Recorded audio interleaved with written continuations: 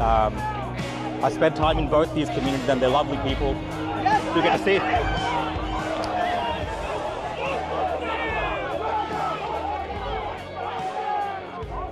OC spray has been deployed.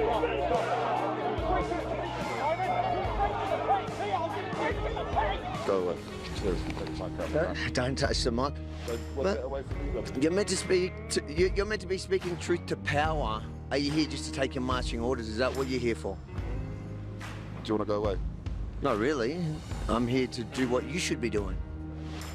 Yeah? Please take this out of my mouth. I'm going to have you escorted off for security. All right. Do that. Prime Minister, are you worried to take questions because you saw what happened to Jacinta Allen? Are you scared of answering the tough questions? Yesterday was the first time you didn't conflate anti-Semitism and Islamophobia. Is that because you recognise that a lot of the hate is from the Muslim community? Who come and approach? Who come and approach? Mate, I'm gonna fucking get you. You're gonna what? I'm gonna fucking get you. What are you gonna do? Leave. What are you gonna do? Leave. What are you gonna do? Leave. What are you gonna Leave. do? Hey, don't touch it. You came my way. You fuck off. You understand? You came my way. Stay out of the camera. What now? Can I show you? You want me to show you? Right, one of the main interests of the debate, the Israeli police always make sure that only Muslims go. Jews and Christians are allowed to go through here. They're limited where infidels... No Jews beyond these steps, pretty much. No. The only way Jews are allowed on nowadays, it's fairly new. One place. You were arrested once upon a time because the police would say you're upsetting the Muslims and they'd get too angry, then there'd be violence, there'd be war. I don't know, but this guy's going to get punched out. I just got threatened by the head of news and programming of CNBC. Are you serious? That's him there. Why do you think you deserve so much power? Hey, Yemini, should I be scared now? Don't push me, bro. What? What are you getting violent for, man? I could push just like you can, man. Look at these thugs. They fund wars around the world and then you question them. They try not only to intimidate you, but physically assault you. And these are the activists that lost control of the situation today. This is Antifa, the socialists, the Marxists. Pro-Palestinian supporters are coming to the Jewish community and instigating what can only be termed as a violent demonstration.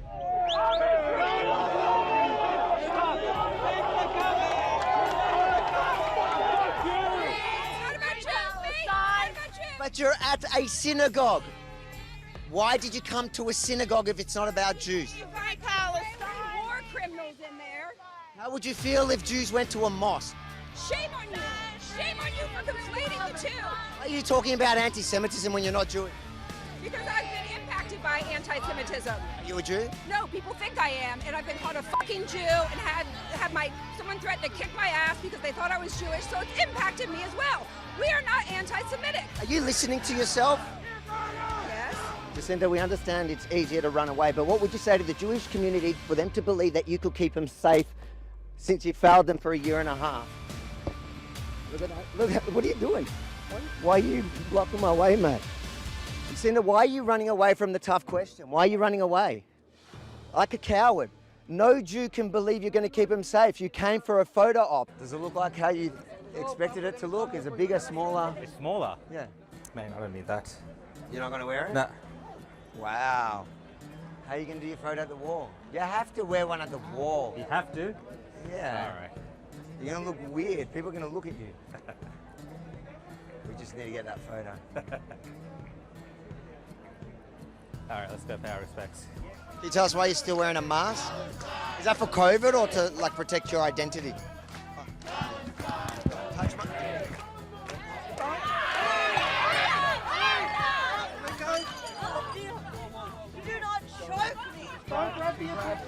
Look at her. So she's the victim now. She's the victim. Look at the victim. When have I ever been caught with Nazis? To go up there when Posey Parker was here. I saw you with my own eyes. With Nazis? Yes, with Nazis. Me?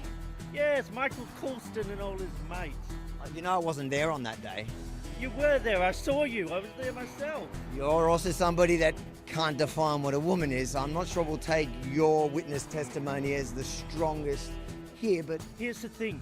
It shouldn't matter what my definition of a woman is. to women it shouldn't be matters. up to one person to define to others what they should do. Yeah? Biology should, though. Are you not ashamed of what you've done in the last couple of years? If any other product in the world doesn't work as promised, you get a refund. Should you not refund to countries that laid out billions for your vaccine? The Lord is my shepherd. Come from this side. I shall not want. He makes me lie down in green pastures. He leads me beside still water. He restores my soul and leads me in paths of righteousness for his name's sake. Even though I walk through the valley of the shadow of death, I shall fear no evil, for you are with me. Your rod and your staff, they comfort me. You prepare a table before me in the presence of my enemies.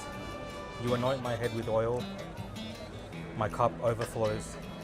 Surely, goodness and mercy shall follow me all the days of my life, and I shall dwell in the house of the Lord forever. Amen. Are you going to apologise for getting everything wrong, from mask mandates to vaccine mandates?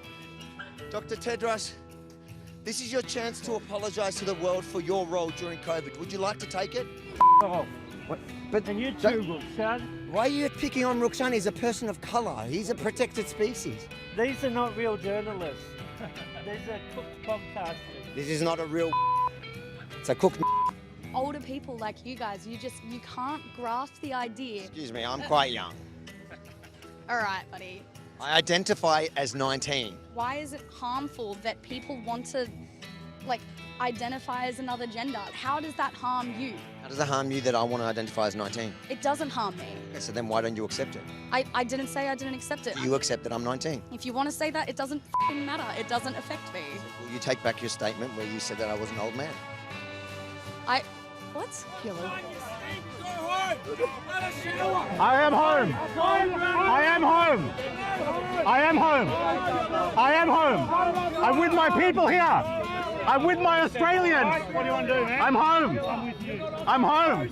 I'm Australian. I'm home. I'm Australian. One of us, Rukshan. I'm Australian. One of us. Look at you guys. Look at you guys. I'm Australian. Cowards. Why is the Prime Minister such a coward?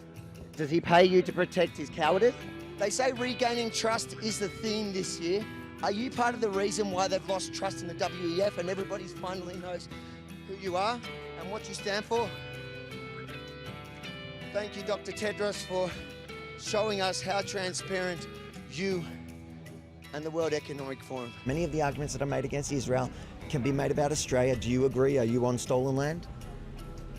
Oh, we are on stolen land, undoubtedly. And did we colonise? We did, undoubtedly. So now, if an Aboriginal terrorist group committed the same atrocities, would you agree? No, which one? I better stop, Alvin. If you refuse to move on, you'll be committing an offence. You'll get arrested for that offence. Right, what's the offence? Okay. Failure to move on. Right, under which act? Under which act? Yeah. Mate. He was already arrested. He was already arrested. Was that you? All right, mate. You're under arrest. Failure to move on. Snitches get stitches. James, just so you know, that arrest is more real than the genocide. Do you guys cause trouble or not? Sometimes. Sometimes what kind of trouble? Breaking in there. Really? Is that fun? No. Do you get in trouble for it? Yeah. They're throwing rocks at us. Yeah, all good. All good. So there we are. Early on, they're throwing rocks at us already. These are kids out late. Police are barely doing anything. Why do you need a negotiation? Can't Hamas just release the hostages? Hamas said yes. When Hamas said yes to the negotiation, Netanyahu said no. Hamas said yes. Do you believe Hamas? Of course I believe Hamas. I don't. You believe Hamas? I believe Hamas more than I believe Netanyahu. Yes, you can quote me. I believe Hamas more than I believe my Prime Minister. Yes, no doubt. That is wild. All right, guys. I just think it's amazing, though, that you're in Tel Aviv and you're able to do that. And that's what I love about Israel. I think it's a free... Welcome back to the Opposition Podcast, ladies and gentlemen. As you can see, there's been a little bit of a change, a promised change on the screens. We're playing with it, so I'm not sure it's all working 100%. In fact, I don't see any X comments, so not sure if they're coming through at the moment. But we definitely have I think I saw an X comment. You did? Yeah, I think I did. Hey guys, how you doing? Welcome to the show. I think it looks good. I like it. Maybe we just got to put some sort of, encase the chat in something. So it kind of, I don't know. In case, it's happening. It's coming through. I don't know. Just some sort of gradient background, some sort of design. You want the design changed? Just kind of bring it all together. It's kind of like in no man's land at the moment, but I think we're moving forward. I can definitely have all the chats. It's too small to read. Somebody says. Because I'm getting it on a big screen, so maybe I'm. Yeah, on a phone it would be too small, I reckon. But guys, watch us on the big screen. Watch us on the TV. That's right. That's what you need to do. Let me see if it's. Hold on. Do a test on X. Make sure, guys. If you're watching on X, put some comments through. It should be coming through on X. I'm pretty sure. You can zoom in on the phone. You can zoom in. Okay. I think it looks pretty good. I like it, as long as it's all flowing through and everybody can get involved in the conversation this way. Look, it's like a balance, like if you make it too big... distracting. Well, if you make it too... Should we just play with it while we're live? Should I just do it and get the consensus by the people? You really want to do this? Yeah. Live? I've been enjoying playing with this today. What do you guys reckon? Let's get... X comment incoming, so just see that. Should I play with it? Yeah, I'll go for it. I'll just comment on your X as well. What do we? I need your support to make it happen. What did I have to do? So I have to, if I want the text to be bigger, I make the width smaller. Is that right? Yeah, exactly. Make it 720 by something. I won't make it that big, but I'll go. Let's say right now I got it 800, 1200, so I'll go 800, right? Yeah. Try that. And the height should remain the same because the height is good, I think. Let's see what happens. Hold on. What did I do? Did I do it? Oh, no, that went the other way. No, it's there. It's coming. Oh, it restarts the whole thing. Yeah. Well, that's annoying. Should I just undo what I did? Because that was ridiculous. I want to make the text bigger, so I would have to drag it out. Oh, no, yeah, then you just... Make that bigger. Drag. Yeah, you're right. Go like... Oh, yeah. Guys, welcome to the live editing. As we set up this new look opposition podcast, change a few things. We're getting the input from all of you as we do this. I think that text size is actually easier to read. Yeah, I just like it to fill in the space that I made for it. That's better? Yeah, that's good. That's easy to read. Guys, smash some comments out so that it tests it. Yeah. There we go. I think that's better, no? I think we did it live. Let me just comment on X again. Shalom, shalom. I'm writing on your thing. Shalom, shalom. Shalom, shalom, everyone. All right, look, hope you're all enjoying it. Yeah, I think we can see it. Yeah, X comments coming. I can see the X comments there from Stray. Sort of X next to it. It's coming through. Everything's working. I like the look of this. And I like it, yeah. What do you want me to put like a little bit of a blur panel behind it? Is that what you're saying? I think so. Just so it's like a little bit like, a little bit of design, guys. Hold on, I've got one that I've just got the old one, and then I can change it. Where's that one? Here. And we go, so we can stick it in there. Let's see. Just that's what I mean. Yeah, something like that. I know what you mean. Well, I would have preferred a gradient, like a slight hue gradient background that kind of blends in. What does that even that's probably mean? Too complex for you. Yeah, mate. You're lucky I can even do this. Like that works. Yeah, I am having Dr. Pepper, guys. I'm just seeing in the comments. I am having Dr. Pepper, yes. I'm pretty happy with that. I don't know about you. You might have to design something else if you want something else, mate. I don't know. You design stuff that's too flashy. I just like clean. As long as we don't... As long as we don't get censored, Avi, look, mate, your comments literally on screen. How am I censoring you? You can see, I have my hands here. Yeah. Guys, everyone's comments come through. That's why we did this change, because we wanted to get the Facebook, X, even Rumble possibly comments coming through, so you guys can take part in the conversation as you're watching. But as always, house rules, I'm just doing what you normally do, Avi.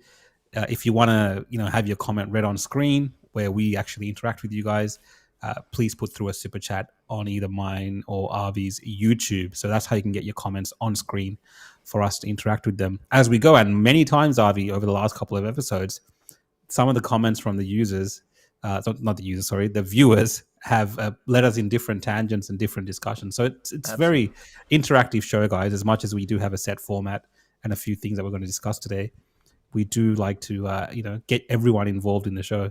What we prep is we've learned how to do it. This is our little shtick. We basically work out the stories we want to speak about, kind of load them up, and then we kind of get guided by the comments, and we get guided by you guys on top of what we've planned. We generally get through what we plan, the stories that we plan to talk about.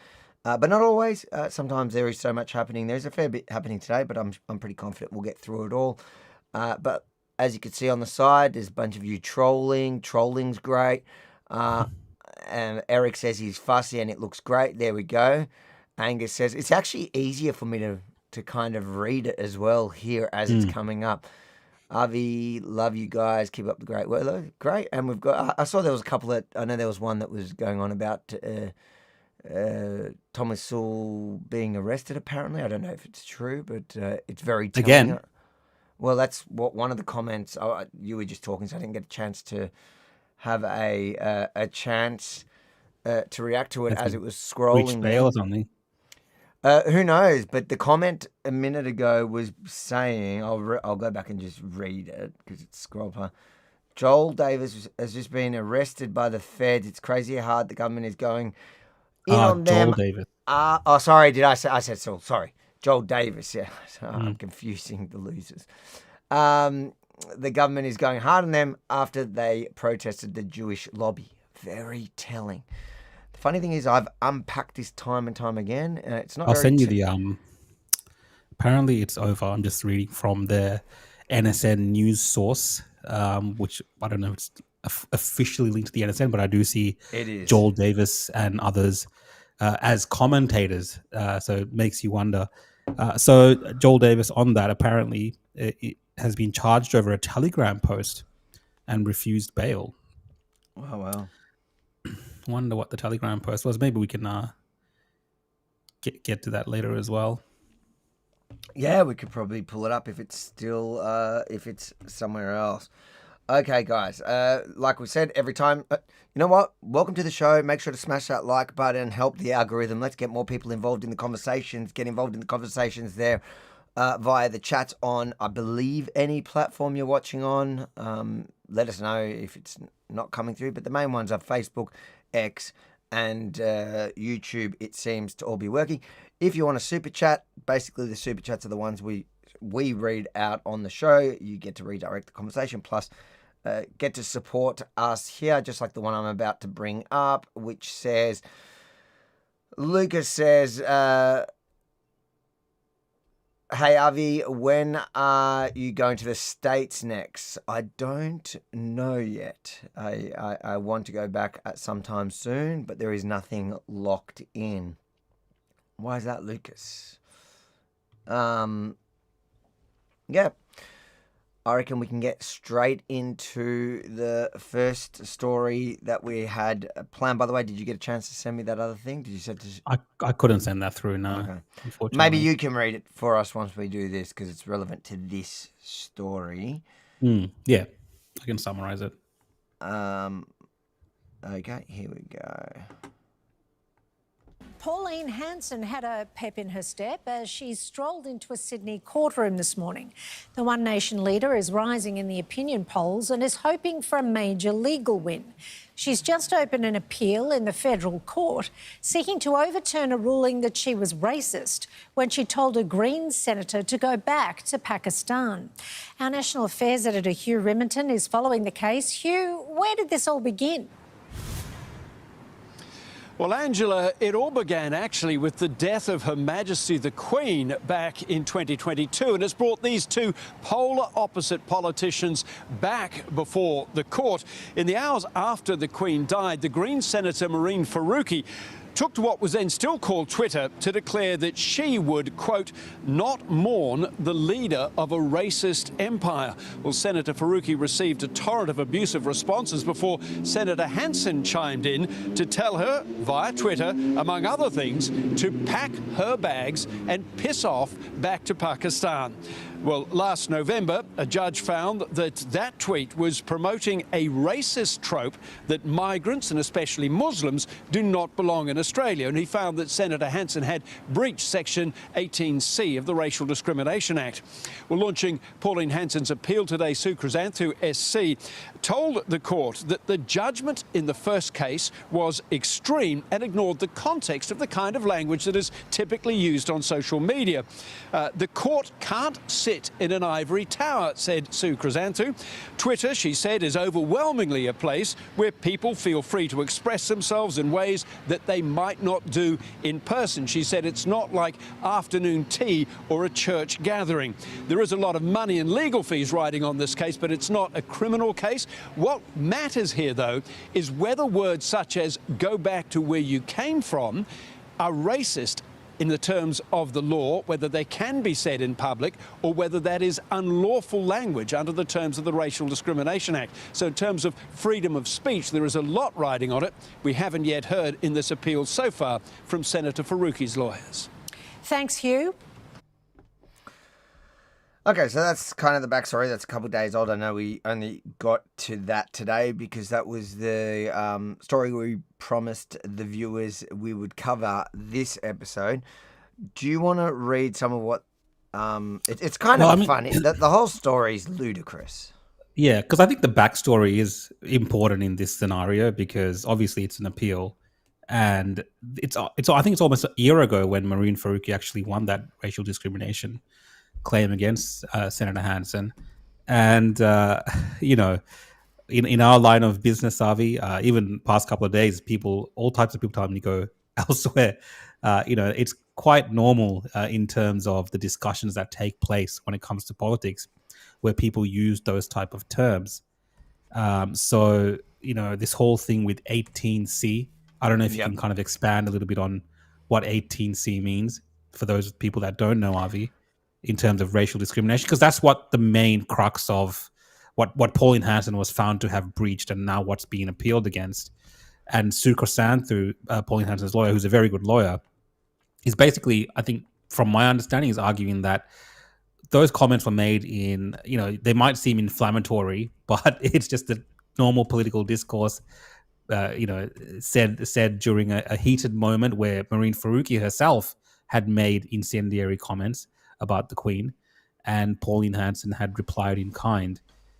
But also she mentioned, I believe, that one of the things the judge took note of last year when they found against Pauline Hanson was, you know, she had attacked Muslims as well.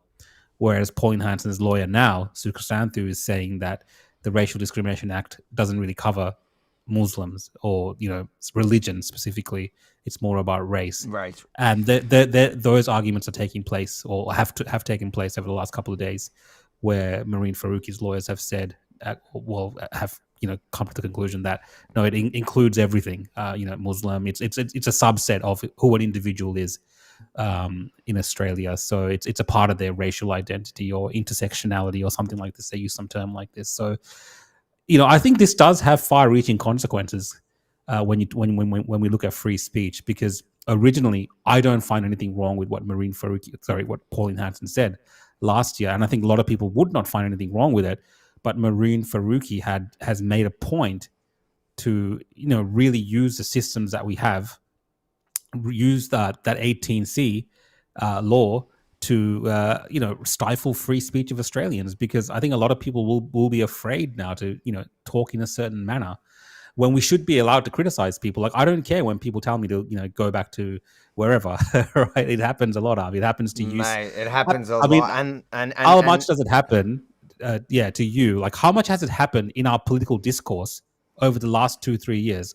in relation to Israel and Gaza. And it's funny because up until this war, the left used to just cry about it. I don't know exactly when this was. I believe it was after October 7. But since October 7, which is even funnier because since October 7, the left have really jumped on the bandwagon of telling people like me to go back to where we come from, go to Israel or whatever. And ironically, like many of the people that tell me to go back to Israel also deny Israel's right to exist. So it kind of gets confusing. On one hand, they tell me to go there. On the other hand, they tell us I don't belong there. The only thing I can take from that is they want me to go there and they want Hamas to rule. So they want me to die quietly. But 18C, for people who don't know, it refers to Section 18C of the Racial Discrimination Act. A couple of key points. It applies to public acts, not private conversations. The act can be done because of a person's the act must be done because of a person's race or ethnicity, and that's what you're referring to is Islam. Unlike for example Jews are an ethnicity as well as a religion. Islam is not like that. It's not an ethnicity or a race. So I guess this is going to test that point in there. There is an important companion section 18D which protects freedom of expression by exempting artistic artworks, academic and scientific debate, fair comment on matters of public interest, which I would believe this is where that would fit in. You know, it is. Well, it was accepted even in the previous ruling that it was a matter of public interest. So that wasn't denied, as far as I understand, even in the previous judgment, because Mehreen Faruqi had made those comments, but it was that Pauline Hanson's response back to those comments was specifically targeted towards her because she was a immigrant Pakistani Muslim. So because of her race, that is why she said go back to her country. But I agree with what Pauline Hanson said last time, and even still maintains till today, that she would have said that to anyone. And I don't think that is who Pauline Hanson is in the sense of, I'm not saying she's a racist. I'm saying she loves Australia. Also, I think and she would have said those comments to anyone. But I think the comment's fair in of itself in the context. When you're saying to somebody that serves in this country, in our parliament, that's gotten everything off the back of moving here, going, hold on, mate. If you're not happy with what you've received, why don't you just go back to where you came from? That's not even if you make that into a racist comment, it's almost as ridiculous as Curly Smith being dragged through the courts for pointing out a man pretending to be a woman in women's sport is actually just a man playing women's sport. It's like it's insane. It's saying something basic, especially in the space of political commentary, which is exactly what you want our representatives, our parliamentary representatives, the people we vote in for. We want them to say it as it is, and around political issues, and this is a political issue, and I tend to agree with. Well, the only way that it would be fair is if Mehreen Faruqi wasn't allowed to say criticism about Australia or the Queen. She has that freedom to make those criticisms, and call Australia the colonial empire, whatever, and disparage Australia like she does all the time. Like that is a part of who she is. She disparages Australia all the time and praises foreign nations, including Pakistan. So if you want to play in that battlefield of ideas and discussions as a politician, then someone should be able to be like, well, if you don't like it here, you can go elsewhere. If you like, I'm happy to say that to the thousands of terror supporters in Australia that support foreign terrorist regimes and burn the Australian flag at the same time. Well, if you don't like it in Australia, go somewhere else where you are welcome and your ideology is welcome. I think those are legitimate things that we should be able to say. So it is. I'm a bit worried about where this is going. Like it's not very clear, even from the discussions that took place over the last couple of days, what the court is going to find in this regard. I do feel like it's weighted against Pauline Hanson and the rest of us who appreciate free speech. I feel like it might go towards Faruqi again, but let's see. What have I done? Sorry. Oh yeah, that's right. So I'm just looking at a bit of the history of 18C itself. So it was introduced in 1995, and because I do vaguely remember the whole debate around amendments of it. So in 2014, the Attorney General released an exposure draft that would have repealed 18C and related sections, replacing it with a narrower prohibition on vilify and intimidate only.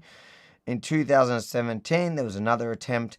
The Human Rights Legislation Amendment Bill 2009 sought to change the test in 18C, replacing the words offend, insult, humiliate with just harass and keep intimidate. These reform attempts did not pass. I remember and you know, one of the things I think that's important surrounding this conversation is, you know, it's often you know, there's when people in the comments love to talk about, you know, the Jews hate free speech, all the Jewish organizations supported 18C, and the truth is, a bunch of the peak bodies of the Jewish community, against the will of conservative Jews, did push for 18C. But you had organizations like in 2017, certainly, that were pushing back against it, were organizations or the bodies of the organizations prior to forming to what it is today, the Australian Jewish Association. So conservative Jewish bodies were fighting back, were pushing against it, were saying, and I think that kind of gives you the perfect demonstration of what the Jewish community is like. It's not a monolith. There are people that support it because they I think a lot of people within the Jewish community, from a position of fear and misunderstanding, not really looking at our history, knowing that the first thing they do when they target us is stifle freedom of speech, and the only way to fight these bad ideas is with good ideas and standing up for people's right to have bad ideas. But I personally, I've been campaigning against 18C and any of these vilification laws for years. I think it's been used against the right. I remember Andrew Bolt was found in breach of it. I think he may have got a massive fine for it. Let's see who's been... And I do want to make note, so appearing against Hanson in this hearing is also lawyers for the Racial Discrimination Commissioner as well. So, you know, this is... Ganging up on her. Yeah. This is a very important issue for that side. So that's why I'm saying it feels like it's weighted against Hanson in this particular instance. All right, so this is interesting. So let's look at the notable cases where 18C was found to be breached. Bolt in 2011, he wrote an article suggesting that certain fair-skinned Aboriginal people identified as Indigenous for personal advantage. Dude, like, sorry, I don't want to say it because I don't want to breach it, but... I mean, it's commonly said online. That is commonly a part of the discourse. It is so true as well. That's the thing about when you have... you know, a law which is based on how people feel, how people interpret what somebody else says about them. The outcome in that case was the federal court found the articles were likely to offend, insult, humiliate, or intimidate based on race, and were not protected by Section 18D. So that's the point. It's like, it's so subjective. Prior to that, so a QUT staff member lodged the complaint against several students. Students posted comments on Facebook after being asked to leave an Indigenous-only community lab. The outcome of that case, the case did not ultimately result in a finding of a breach. Oh, that one was dismissed. I'm more interested in ones... Okay, so there was a Holocaust denier in 2002, Frederick October, and he published material online denying the Holocaust and vilifying Jewish people. The federal court found this breached 18C. The material was vilifying based on ethnicity and race. That's so funny because, well, what I find funny in that is, all right, how did that turn out? How did it turn out taking somebody to federal court in breach of 18C for Holocaust denial when you can go on Twitter now, X right now, probably in the comments of our own video, it has exploded. So that is proof that this kind of legislation doesn't actually stop. Doesn't mean a thing. It doesn't stop people from saying, well, in fact, I think it pushed it underground for that period of time. And suddenly everybody's wondering, why is it so prevalent in the community? Why is it so online? It's everywhere now, Holocaust denial. Like the court would not even have the time to take on a hundredth of the cases of this kind of Holocaust denial. Yeah. I mean, look, it's very clear that this can be used in an opportunistic way for political reasons. And I think that's what Mehreen Faruqi has done here as well. So for her, this is a big statement piece. This is a massive, if you listen to the rhetoric behind what she says after winning as well last year, it's around, now all immigrants and now all people of color can speak up finally against the white colonizers and hold them accountable. So this is kind of it's all couched in this us versus them mentality when it comes to speech, and I say us versus them because Mehreen Faruqi's side, and I'm talking about people like her and Lydia Thorpe, when they talk in public, they will talk in the most disgusting ways about Australia and about white people. And there's no consequences to anything that they're saying or doing when it comes to those comments. And a lot of people would find it offensive.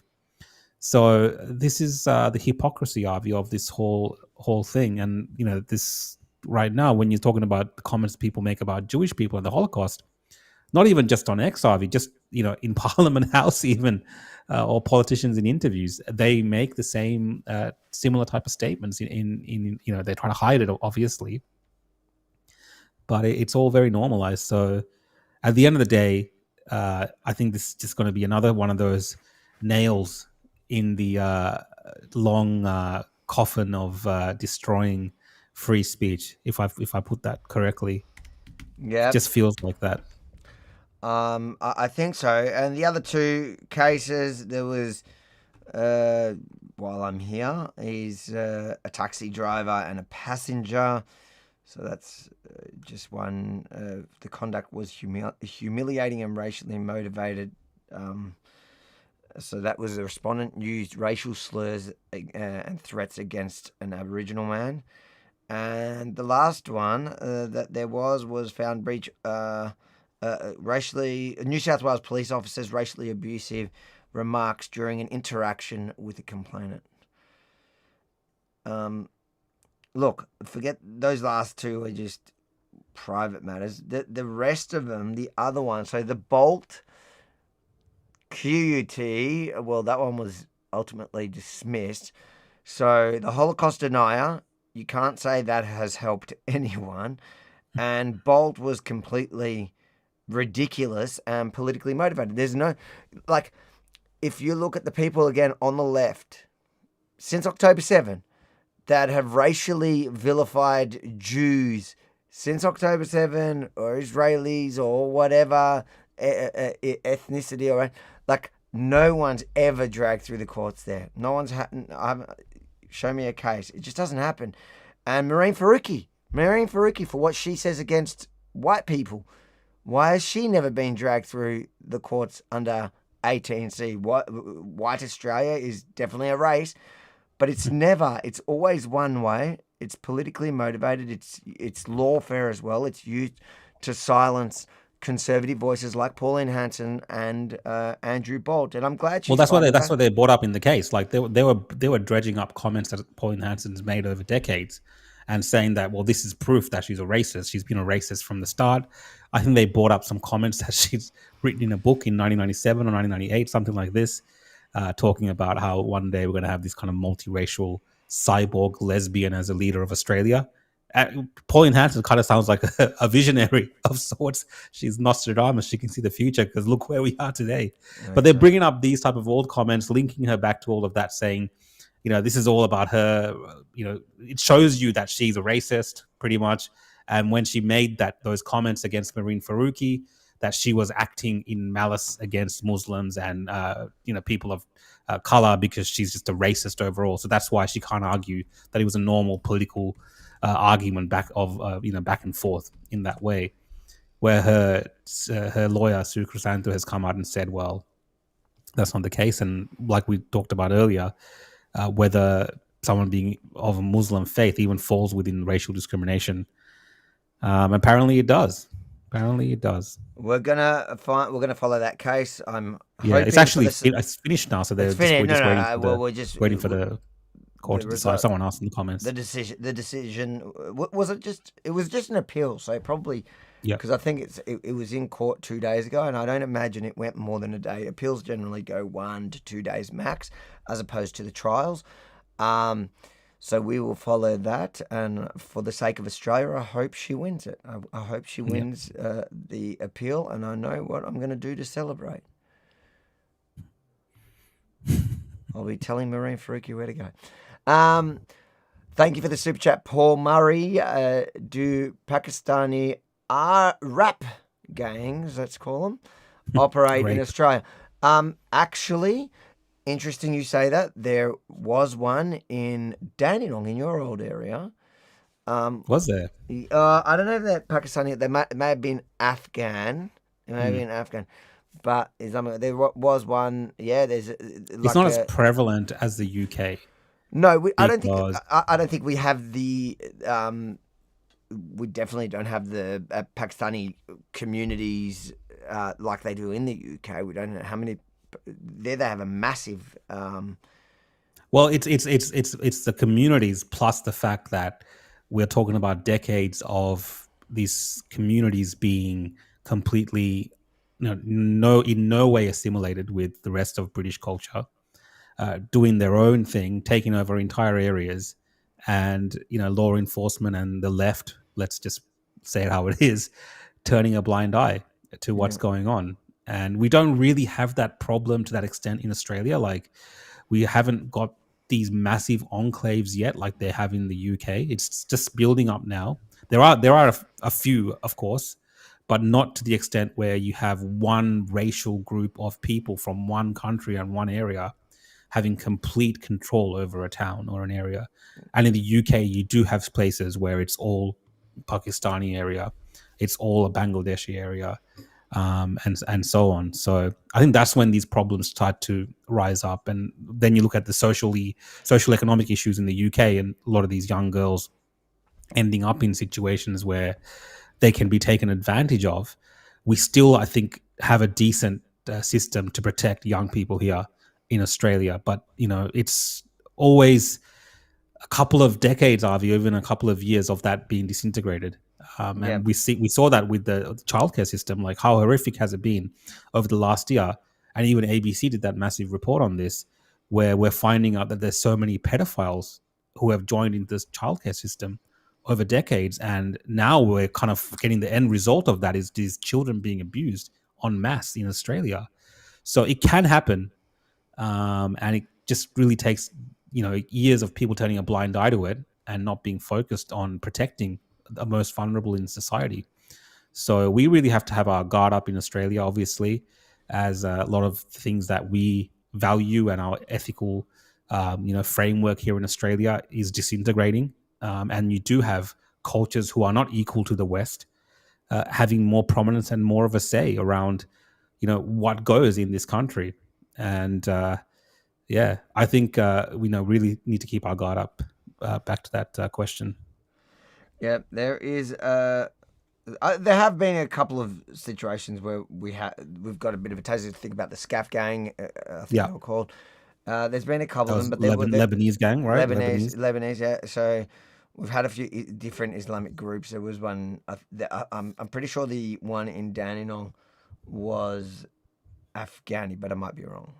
Yeah, I'm pretty sure. We don't have big, huge Pakistani communities like they do. Like in Well, the Pakistani immigration to Australia is very different to the Pakistani immigration to Why? the UK.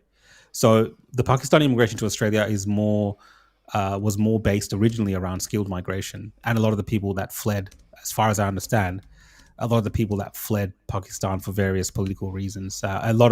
You'll find a lot of them are more from a highly educated backgrounds In Australia. I'm in Australia, going backwards. Whereas in the UK, they brought in people from not necessarily for high skilled individuals. They brought in people from all types of backgrounds from Pakistan to work in particular factories or in mills and things like this. So to replace workers in the UK that were no longer, for whatever reason, I think for economic reasons mostly.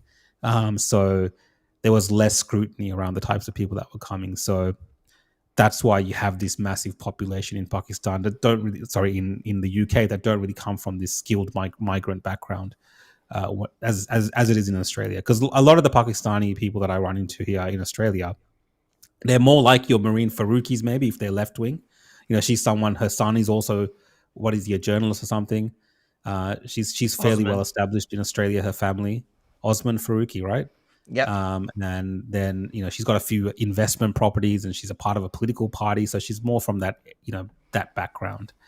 So that, I think that's the difference, really. There's a mass of immigration into the UK of unskilled peoples that haven't really integrated whatsoever once they've gotten there. Yeah. Well, in the UK, there are approximately what have we got? Oh no, one. Oh yeah. So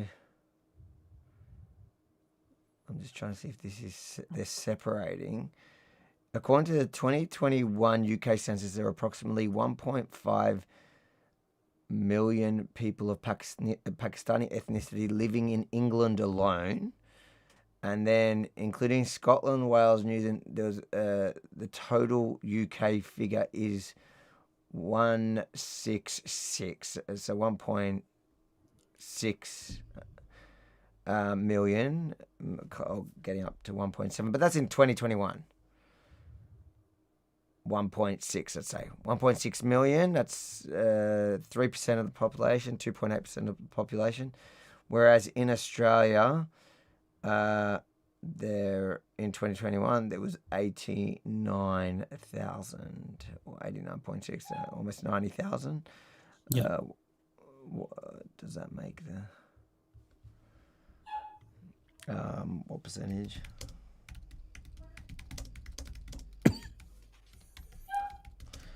What was our population in 2021? Probably like 25 million, 26.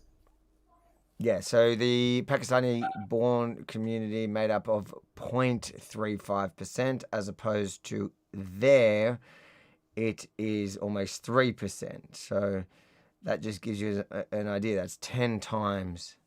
Yep. 10 times. 10 times a number in percentage, but then by sheer number, you're talking about 90,000 versus 1.6 million. And this is in 2021. This is already 4 years ago, 5 years ago. Yeah. And it's not necessarily just the fact that they're Pakistani. And you're saying that it's it also is kind of migration. Also like there's a cultural religious element to all of this as well that allows for these things to kind of take place in terms of how these communities are structured and the role of men and the role of women within some of these societies, even within the UK. We talk about things like Sharia courts and things like this happening, and that's within these communities. So, there are these like groups of men, Avi, that have gotten together in these communities and done these things, sometimes without, their knowledge of their families, or even if the families knew, which looks like in some instances people knew about it, even they wouldn't necessarily involve themselves in it. Like they just let it happen. Like that's what was going on. Even some of the people in the police enforcement, in law enforcement, knew that it was happening. Some police people even allegedly took part in it. So that to happen, it's we're not there yet, thank God, in Australia. No. And that again, going back to that question. So, we don't have it to that extent, but we should be well prepared to Well, this is vigilant. the issue they demonized Tommy over, was the fact that he was highlighting it and focusing on it. And at the time when you couldn't talk about it, they were busy. The entire establishment, from the government to the police to the council to the press, everybody was actively covering it up. Yeah. And in certain areas, all the above took part in it, in communities where it was very high Pakistani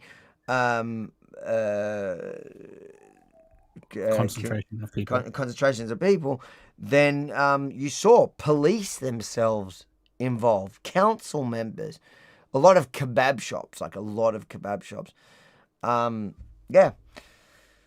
Wow, let's read some of these super chats coming through. We've got Lewis, thank you for the super chat. That square is bothering my eye. Let me see. Did I accidentally change What that? square?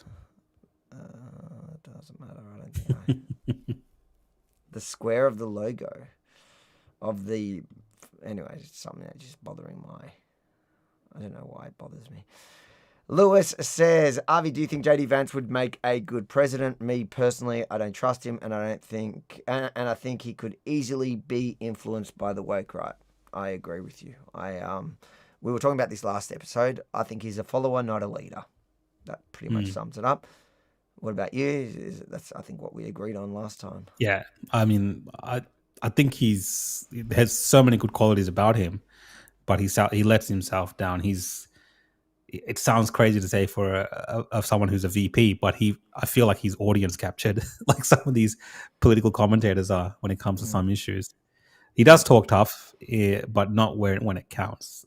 And there's been so many examples that people have shown of him doing this, where he goes on tirades against individuals for not too much of a serious thing that they've done or said online.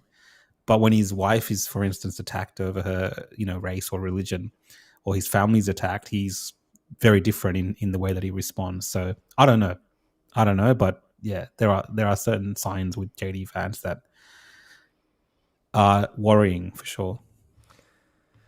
Anthony, you're a bit late. I think you were the third or fourth comment, but says that it's Trump's fault. What have we discussed so far?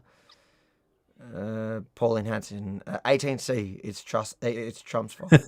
In fact, if Trump got his way, there would be no 18C. That's just no. Trump would not be able to open his mouth if there was an 18C in the USA. Matty B from Australia says, hey, what you guys think of a social media ban coming? We're going to touch base on that in a minute, Matty. That's part of the stories we have lined up. So just stay there for a bit, watch his space, and thanks for the super chat. Thanks for your support. And you've also said the eSafety Commissioner removing apps. I didn't see that part. Is she removing app? No, it doesn't ring a bell. You got to look it up. Yeah.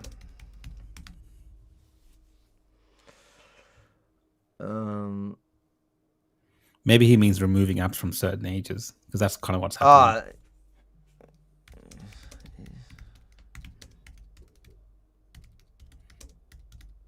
Unless she has specified I think there was a certain chat app that they wanted to ban altogether. Yeah, let's just...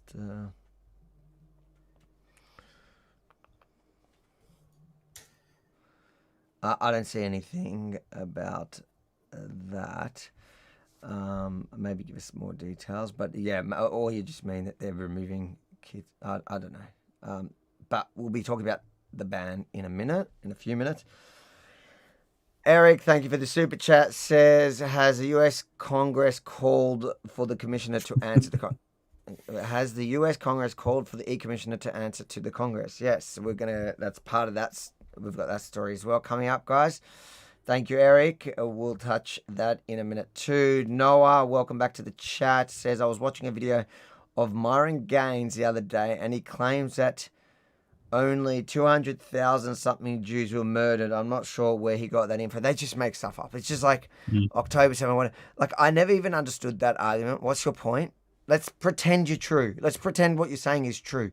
These are the same people that are saying that Israel should get wiped off the map because 67,000 people is a genocide and Israel is the most evil regime in the history of all time.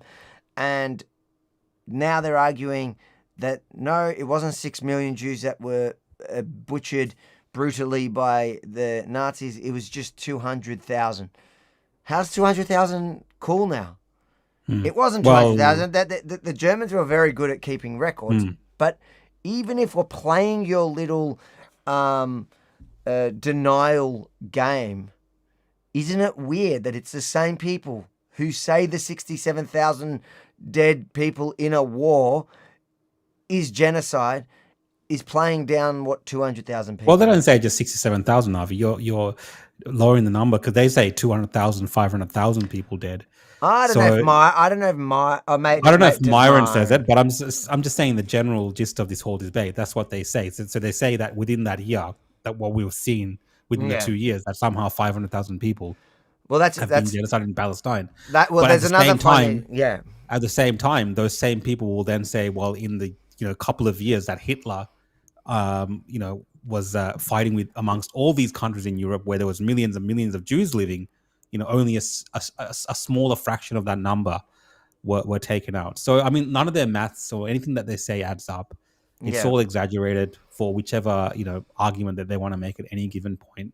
And this denial of the Holocaust is, the main, like, it's like the masterpiece of all their conspiracies, because, they want to say that they've been doing it since then, and that's how they took control of the world and took control of everyone by, getting sympathy for themselves and getting Israel and all these things. So, you can't trust these people. Like, that's kind of why they say all this nonsense. Yeah. I guess they better be wary of the Palestinians, that they don't use it to try and get a state now. Yeah, 500,000, they're saying, some of them. Fool me once, shame on you. Fool me twice. Thank you, Noah. Baz the Dark Horse, welcome back to the Super Chats. UK cousins and goats. UK is how you say it. UK. Immigrants say it. UK. Cousins and goats for all. I can't say it how they say it, but yeah, there is a way that they say it. It's a running joke. I'm just not cool enough to know about these jokes. Aquidi, welcome back to the Super Chats. Says Tommy spoke about them coming from Kashmir to UK. Is that true? Is it Kashmir a specific? There might be people coming from Kashmir. I'm not too closely. Tommy likes the Indian migrants. He gets a lot of crap for that. He does, yes. I think he likes the Sikh and Indian migrants. He's got a lot of Sikh people around him as well. His problem is the ideology, not the skin color of the person. That's why the ethno-nationalists hate him. Yeah. Brett, welcome back to the Super Chat. Says, evening chaps, great day on Saturday at the Story Bridge with the Man Up crew. I didn't see that. Maybe shoot us through some footage of that. I didn't actually end up seeing that.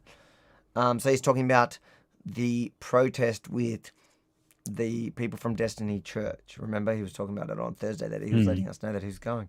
Well done for going, mate. I didn't actually see it anywhere, so not sure what was the turnout like. Give us some more details. Julian Campbell says, our great nation, built on Judean Christian truth, does not need this BS. Praying for Pauline, our nation, and our rights as Australians. Bless you both for the great work you both do. Really appreciate it, Julian. Thanks, Julian. Mind you, Rukshan doesn't really do much, but whatever. We've cleared that up a long time ago. I'm going to jump to the story that was making news as we came here tonight. Neo-Nazi leader arrested by AFP at Bondi over alleged harassment of federal MP. Okay, a neo-Nazi who led an anti-Jewish rally outside New South Wales Parliament has been taken into custody and charged by Australian Federal Police for allegedly harassing a federal parliamentarian. Police began investigating National Socialist Network spokesperson. They can't even say spokesman. Is that all right? Oh, there we go. That's better. Joel Davis, after identifying a message on an encrypted platform before seizing electronic devices at Bondi on Thursday. That's the gentleman we're referring to here. The message allegedly encouraged abusive and hateful messages to be directed towards a federal parliamentarian following their condemnation of National Socialist Network protest on 8th of November 2025, the AFP said in a statement. Federal Independent Allegra Spender condemned the NSN after 60 members held an Abolish the Jewish Lobby rally outside Parliament on November 8, at which Davis gave an anti-Semitic speech and led chants of the Hitler Youth, blood and honour. Online, Davis called on his supporters to rhetorically rape the Wentworth MP. Spender, as well as New South Wales Liberal Shadow Minister Kelly Sloan, revealed at the time that they had received threats and passed them on to police. It was pretty shocking and not something you ever want to hear, but we've referred to police and I have a lot of confidence in the Australian Federal Police, Spender said. AFP Detective Superintendent Jeremy Staunton said on Thursday the AFP supports freedom of speech and political expression, but let it be clear any alleged criminal behaviour, including threats and harassment, will not be tolerated. Davis is expected to face a bail court hearing in Sydney on Friday, which is tomorrow. The 30-year-old, he's only 30. The 30-year-old acts as a leader and a propagandist within the NSN, an explicitly racist group that calls for mass deportations of non-white Australians. He gives media interviews, holds regular live streams, and with other senior NSN figures, posts lengthy messages on social media, and speaks at public events. In September, he attended a Western Heritage Australia event held inside New South Wales Parliament House. Video obtained by the Herald showed him speaking from a lectern in the historic Jubilee Room using a Q&A section to ask about the benefits of racism and supremacy. He's still dressed in black even when he's getting arrested. Look at those little shorts they love to wear. I love how they blur his face out like we don't know. You can see it's him from his glasses and his black uniform.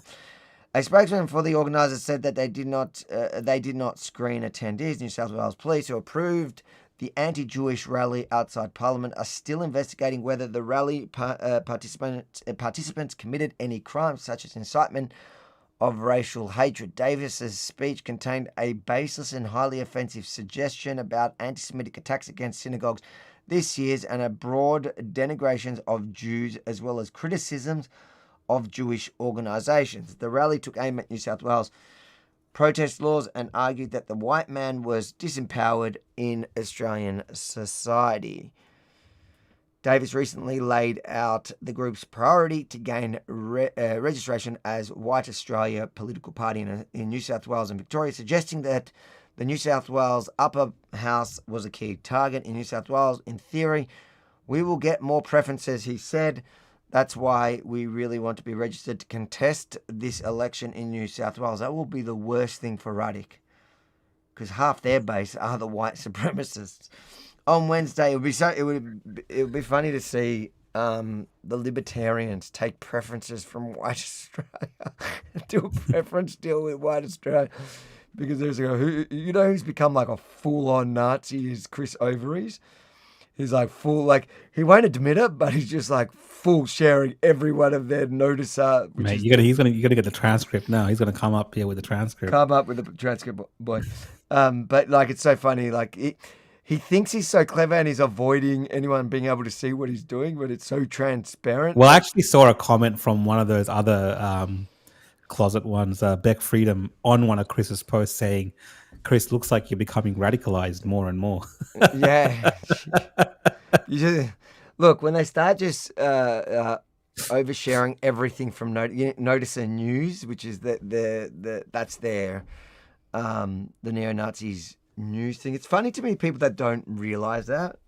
Clearly they don't have their finger on the pulse. So like a little tip for anyone, if they call themselves noticing, that is their code for we are Nazis. Like that's the way that they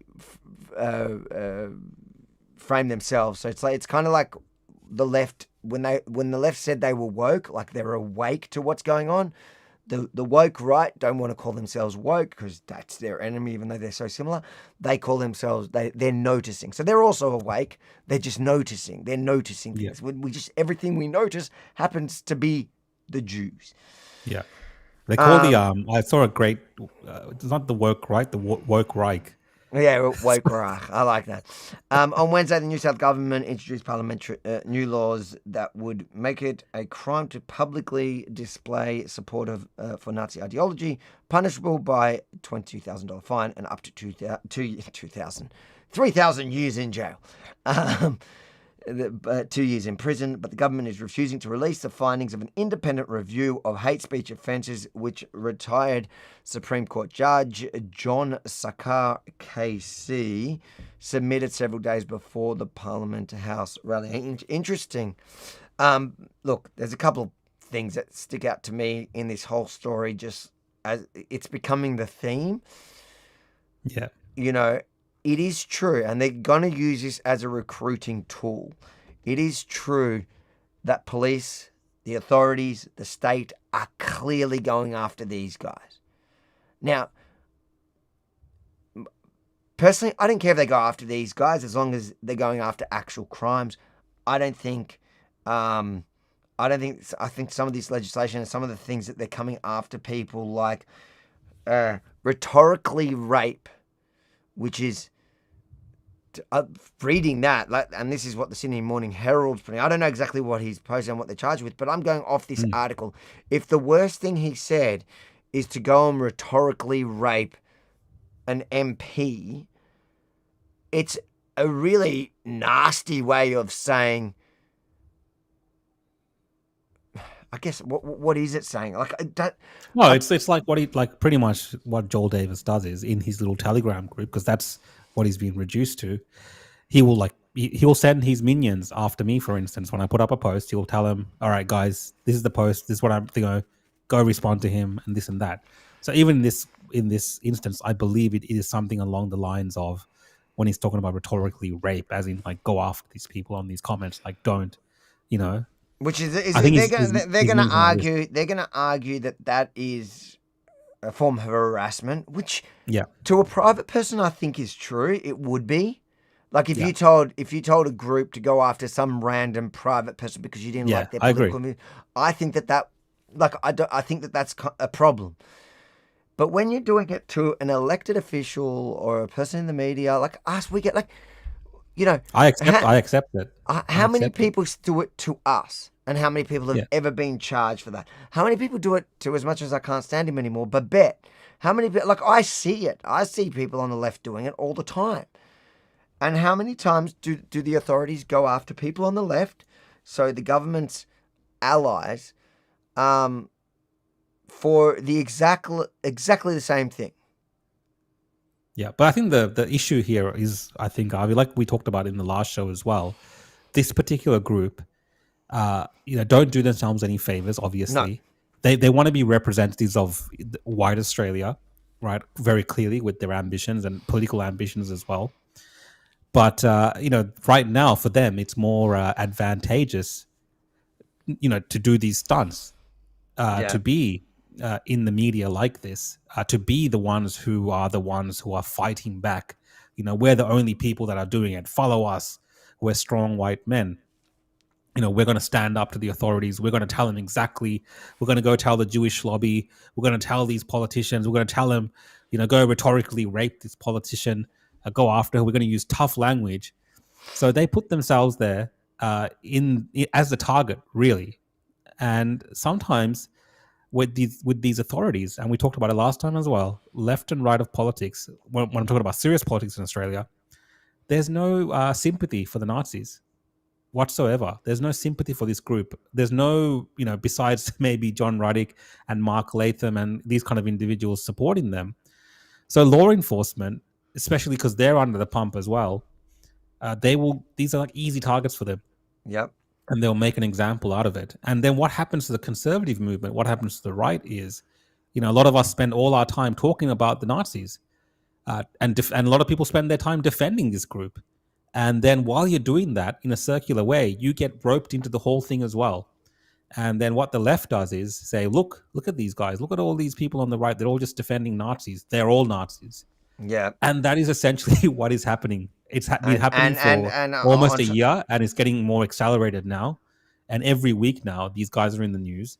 The police are going after them. And like you mentioned last time as well, I'm bringing it up, they don't go after the Islamic terror type individuals. They don't go after the far left-wing violent people. They go after this group. And the right gets roped into this whole discussion, and everyone gets smeared with it.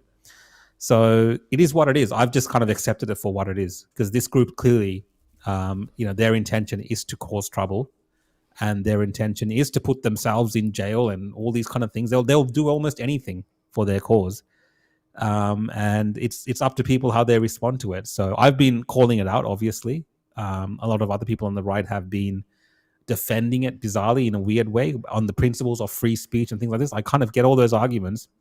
But I think it comes to a point where you have to say that this group is actually smearing everyone, making everyone look stupid as them. And are these the battles worth fighting? What do you think? Do you think these are the battles worth fighting for the right, for conservatives? No, I think the position that we're taking is the sensible one. And I think on top of the point that you were making, they're also using it as a recruiting tool now. Like, it is having the exact opposite effect. These fringe groups are getting all the publicity because every time they're charged, every time they're arrested, so they're getting massive publicity. We're talking about it. Everybody talks about it. And then it attracts disenfranchised young, generally white men or boys. They love attracting young, often teenagers, to recruit them and to radicalize them. And this is the government actually helping these guys out. It's ridiculous over nothing, like over things that they're going to end up walking away after doing little time, if any, on a lot of these crimes. I think the times that you have to go after them is when they actually commit real crimes. I think that day that that Tom Sewell was arrested, so the day of March of Australia, there was multiple violent crimes, unprovoked violent crimes from that group. Boom, get them for that. Yep. But saying go and rhetorically rape a public whilst it's horrible, it is for the shock value. They talk like that. Just ignore them. If you're so offended by that, go onto the Twitter comments, go onto every post of mine. You'll be horrified in the comments below by what people say. They're just dumb words. They're not. You can't read that and say it's an incitement to violence. It's violent words, but it's like, and that's why they're taking the road for sure of saying that it's harassment. But I think that the bar it's got to be a little bit higher than that for harassment. Like, there are people all the time that do that stuff on the left, from protected religious groups that'll do that, and no way police will go after them. And that only feeds into their narrative. Oh, you see, look at the people that keep getting these are the people that the government's most afraid of. The government's not most afraid of them. Don't make that mistake. The government is not most afraid of the neo-Nazis. They are just easy targets. They make it easy. Yeah. The government manages to get political points off doing it. They get to claim, look at all these amazing things we're doing. Look how we're fighting these guys. They don't care. They're not scared of them. They know they're always going to be a fringe. They might break up the right wing, so it's only a bonus to the Labor government because it splits the what could have been a thriving right wing by then suddenly, like I said, in New South Wales, if they actually do, and they might have some success in New South Wales, there's clearly a market for it if the libertarians have any chance. Although, when I look at the libertarians page, it seems like their own followers are against all that kind of stuff, and that's why they've been turning around running.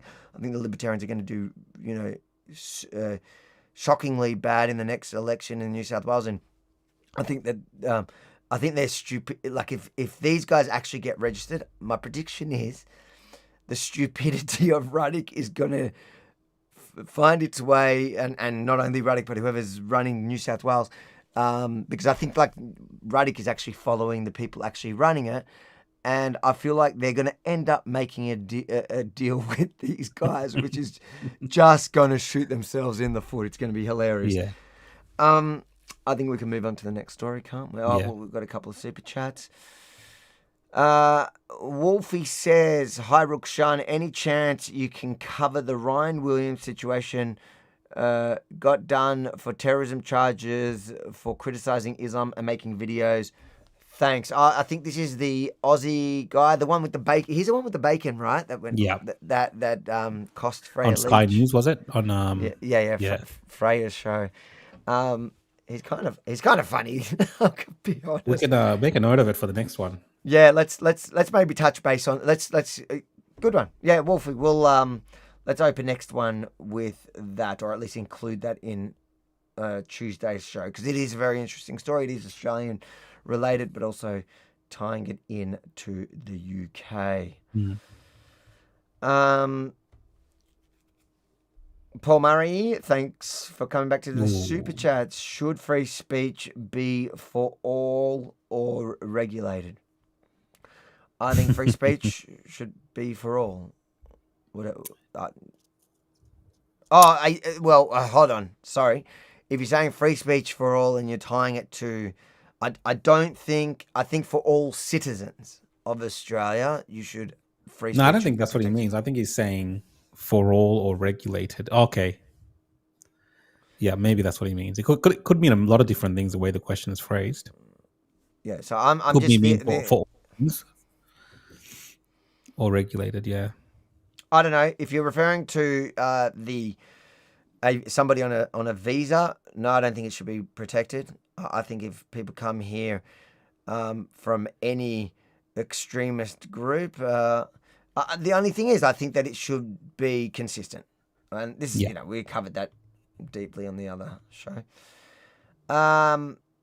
Baz the Dark Horse, thank you for the super chat. Get Chris Ovaries back on. It was a great show. Let's get him back on. I'll get him back on. You message him if he wants to come back on. We'll have Chris Ovaries. We'll have Chris Ovaries back. We'll try to get him to admit he's a Nazi finally. Matty B from Australia saying thank you for super chat. Seems far-fetched. But could you guys interview Jacinta Allen? Be interesting. Maybe I'll call the office with a Russian accent. I would do Chinese accent, and then she would definitely accept. No chance. She just barely makes it onto our 3AW. That's true. With Tom Elliott. I know.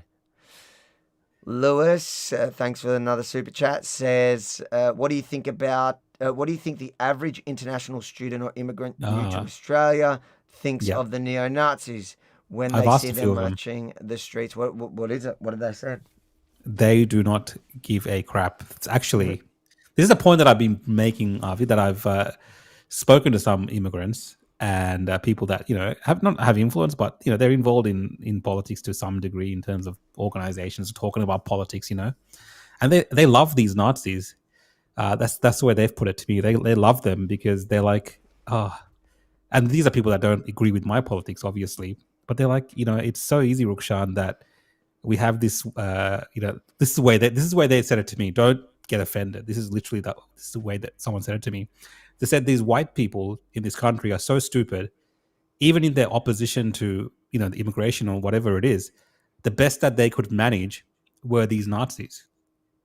And, everything that they're doing has been reduced to these Nazis. So for them, it's like, this is great. Because now everyone's a racist. All these white Australians are just all racist. And that is their fallback. Because people are like, we're sorry for you guys. We're sorry for the racism. Sorry for what these white people are doing. So in that context, the ones who are paying attention, they see it like this. A lot of people just laughing about it and just thinking again, these dumb racists. And most international students, they don't even know that these things are going on because they're too busy working. A lot of them have multiple jobs. They work in early hours of the morning cleaning, and then they'll do Uber during the day. So a lot of them don't really understand it in that sense. The ones that you see online speaking back and making comments, they're either from India or overseas, or they're just ones who are kind of politically engaged and stirring the pot. So a lot of them have no idea, Ravi, that this is even a major discussion or there's some sort of threat to them in Australia from this group. That's the honest reality. And the ones that do know, they find it quite hilarious that this is what the response of Australia is to immigration. And they're like, okay, whatever. Do you know what the funniest part of that whole little rant you had? The retelling of that story is I can't wait for somebody to clip it from after you saying don't get offended. Yeah. Where you're well, I'm just saying I was offended. I was offended because I know that's not true. Like that offends me because I know that's not true. Like the people that were at those marches are not Nazis, but they're like, they know that too, but they're like, it doesn't matter because they are Nazis in for their particular purpose. And their particular purpose is that they don't want what we're talking about, Avi. Like they don't agree with my politics. They don't think my ideas are good when I talk about stopping immigration and they don't want those. They don't want those things. They don't want to integrate with Australian society in that way. They think that their way is good. They think that having their communities being uplifted in Australia, and those grievances are also again. They're not worried, like they have grievances against other ethnic groups in Australia, if that makes sense. Sometimes we see that on our street. Like they're not thinking about Australia and their future in Australia the same way that we're kind of worried about and concerned about what's happening. So that's why I talk a lot about this issue, Avi, because I'm concerned about seeing this trend becoming more and more normal. And also these kind of immigrants who are more politically aware becoming more radicalized as well against Australia. And it's problematic. And they know that there's just the same way that we know that it's not a good look optically, they understand the value of pushing that optical, by painting people in that way. They understand the benefits they get from that. So it's very kind of, the overriding Marxist or left-wing ideology of just portraying the entire right as Nazis. Like they get the value in doing that. So it is what it is, guys. I'm just telling you the truth as it is. A lot of immigrants won't tell you this, but in the back rooms, this is how some immigrants think, and this is what they're saying. And they definitely do think that these white Nazis are idiots, and it suits their purpose. Yeah, and there is some truth to that part of the comment. Let's change gears. US Congress has requested Australia's eSafety boss give evidence before a judicial committee into how foreign laws censor speech in the US. In an extraordinary letter obtained by Sky News, Julie Inman Grant is accused of being a zealot and directly threatening American speech. Julie Inman Grant has been given 2 weeks to appear before US Congress to give evidence about how Australia's laws are threatening the free speech of American citizens. A letter from the House of Representatives Committee of the Judiciary, signed by Chairman, Republican Congressman and close Trump ally Jim Jordan, claims the US-born eSafety Commissioner's expansive interpretation and enforcement of Australia's Online Safety Act directly threatens American speech. The letter accuses Ms. Inman Grant of being a noted zealot for global takedowns and cites her attempt last year to compel X to remove content globally. X-founder Elon Musk called her the censorship commissar. The letter from Congress also accuses the eSafety boss of working with US-based organizations and universities to facilitate and encourage cooperation with foreign censorship regimes. It singles out Stanford University. While Julie Inman Grant is not legally obligated to appear before US Congress, a spokesman for the US House of Representatives Committee told us if there is nothing to hide, then she should voluntarily appear. Ms. Inman Grant has been given a deadline of December 2 to give evidence. An eSafety spokesperson denies the act requires global removals, saying geo-blocking is considered reasonable. There's nothing we're doing that prevents American companies from displaying whatever they want to Americans. Caroline Marquez, Sky News. It's so funny, her backtracking and all that as well, because she actually went to court to defend her position and lost in an Australian court. So she clearly, even in the eyes of the Australian judiciary, is overstepping. But it is such a funny story. And isn't she quitting now anyways? She's quitting. Well, she said that her tenure is up in 2 years or something like this. Oh, so she's still got another 2 years.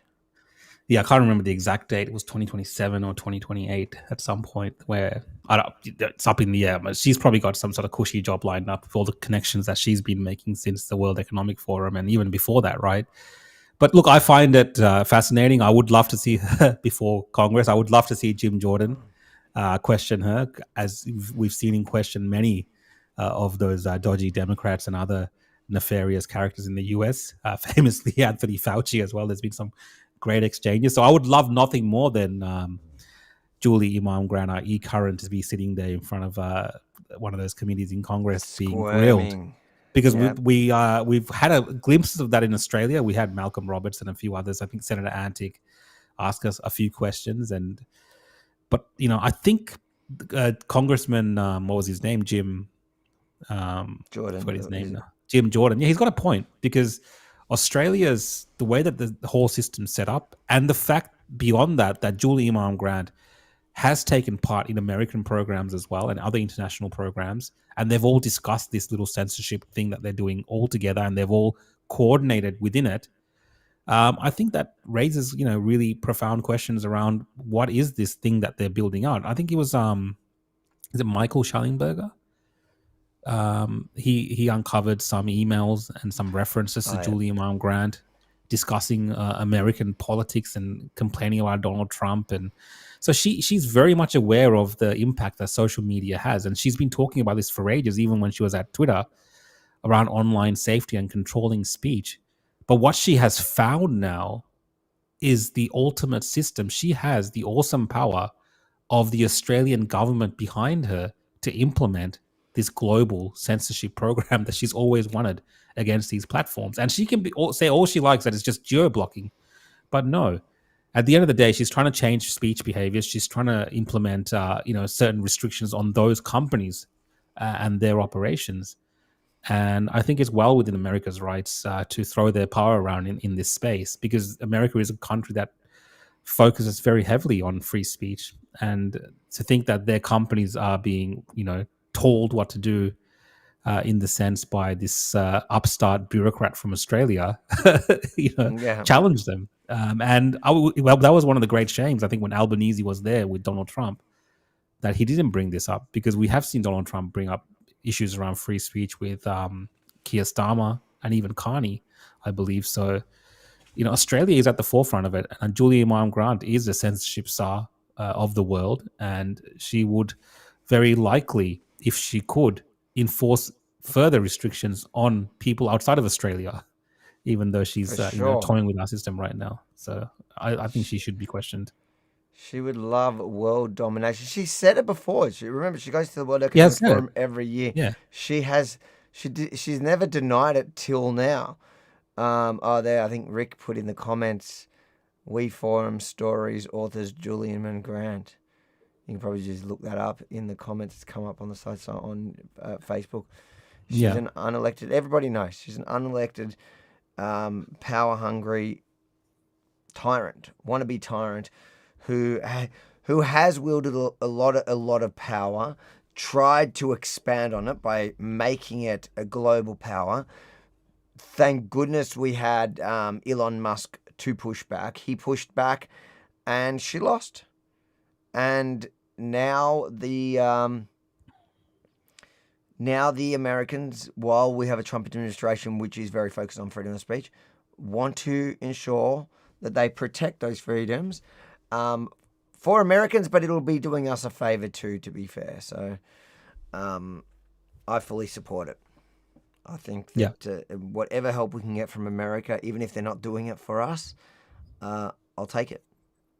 Yeah, I'll take it because I want Americans, I want everyone to be able to access information freely. Like doesn't it seem like we're in like China or North Korea? Like we have this, great wall around us now, the great internet firewall or something like this, where everything's like controlled. Like it feels like really icky and yuck. Like really, like this lady's like really pushing for that, and it's just some people are saying she should be deported. Maybe we can tell her to go back to where she came from, Avi, without getting in trouble.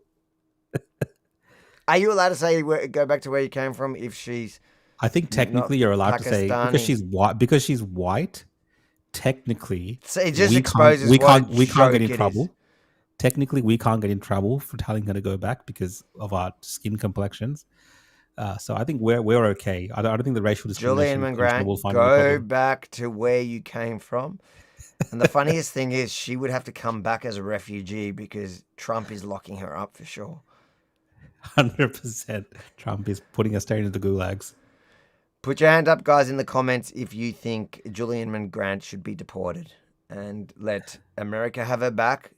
It's not our fault. She shouldn't be our problem. Let us know if she is. She should just be deported, leave her back in America. And she can't complain. At least there she'll have, she has the First Amendment. So her freedom of speech is protected, something that she should go to China. She'll be an expert. They'll put her on one of these programs. I know if she don't. Yeah, that's the truth. That's the truth. She should. She loves censorship. Like she will have the ultimate censorship power. Julie Imam Grant, Karen, go to China, get a job in China, control the speech of people. They're the government. The CCP will support you. This is what they love to do. You'll have ultimate control over those people's lives. Eric says, will Rebel News be covering it, Avi? What are we talking about? What were we referring to? Was there an event or something? When you give us super chats... This hearing, maybe. Just when you put it, guys, just let us know, because sometimes these super chats, we're obviously reading it in the natural break. And so I forget, I don't see exactly what you're referring to.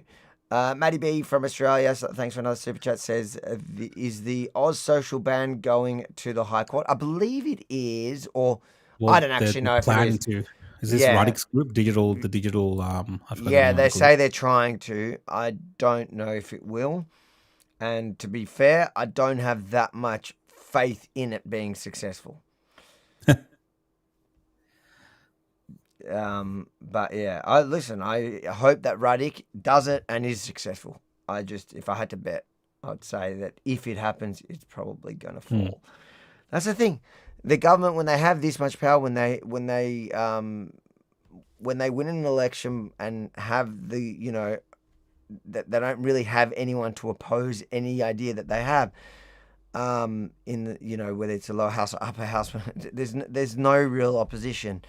So they can get through anything. And so when they pass a law, they're going to pass it. And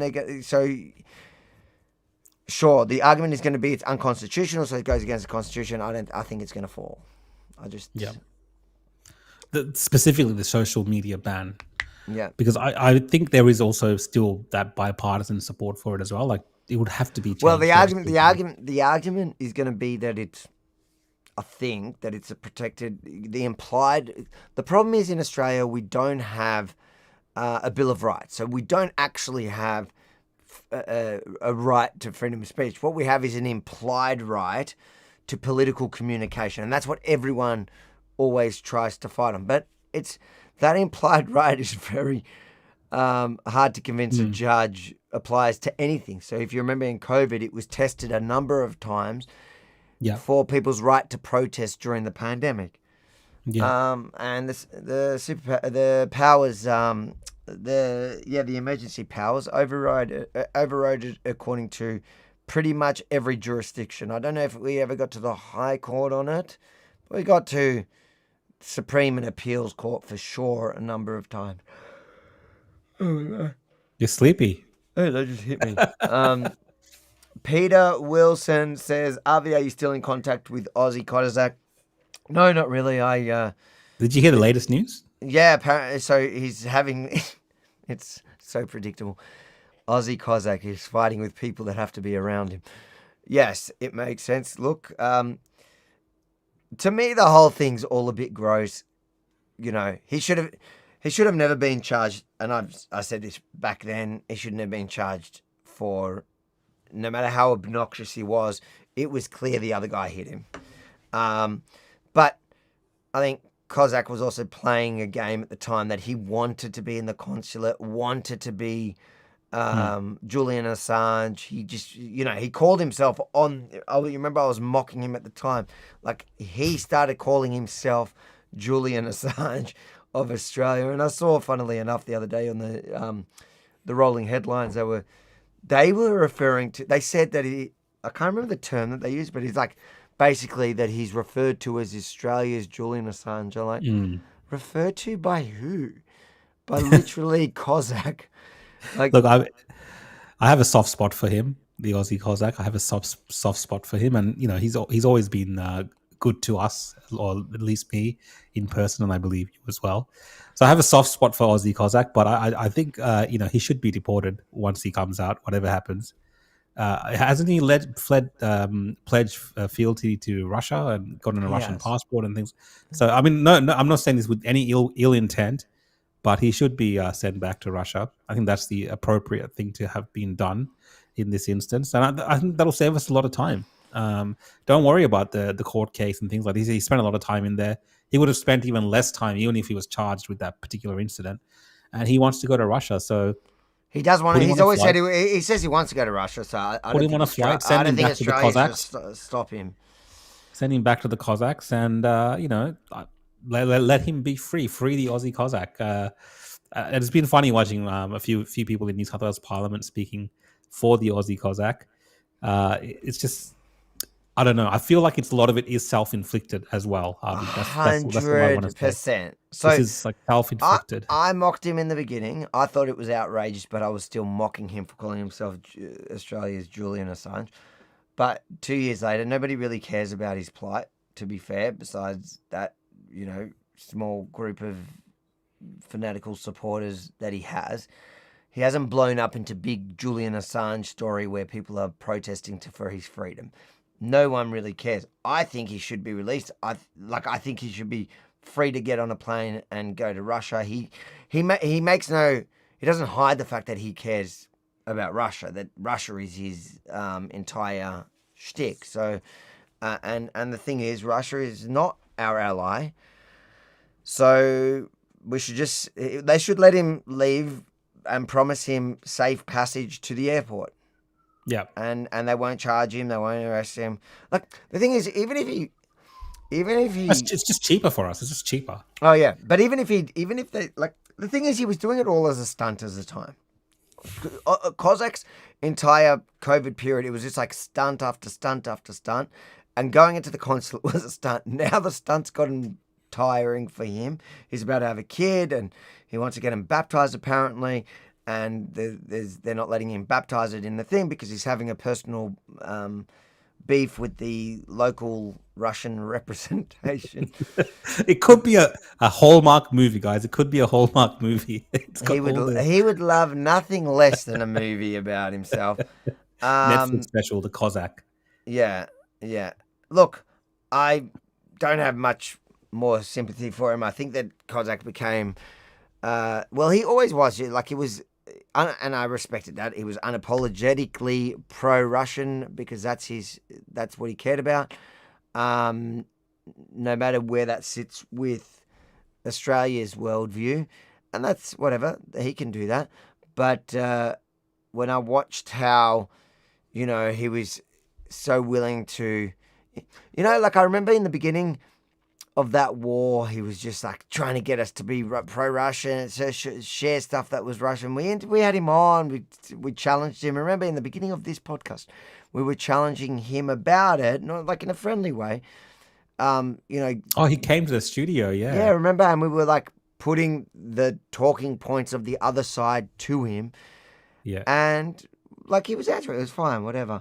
But it wasn't in a confrontational or harsh. It was in a friendly kind of way. This guy, when Gaza and Israel kicked off, he immediately, whatever Russia said, he just jumped on board and jumped on board the Syrian girl and started posting the most horrific things against Jews and I was like, bro, you know what? I find it funny because you were begging everyone for support,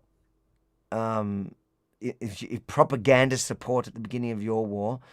And then when it happened to somebody else that you considered a friend, you immediately just audience captured and joined in on whatever you thought was going to.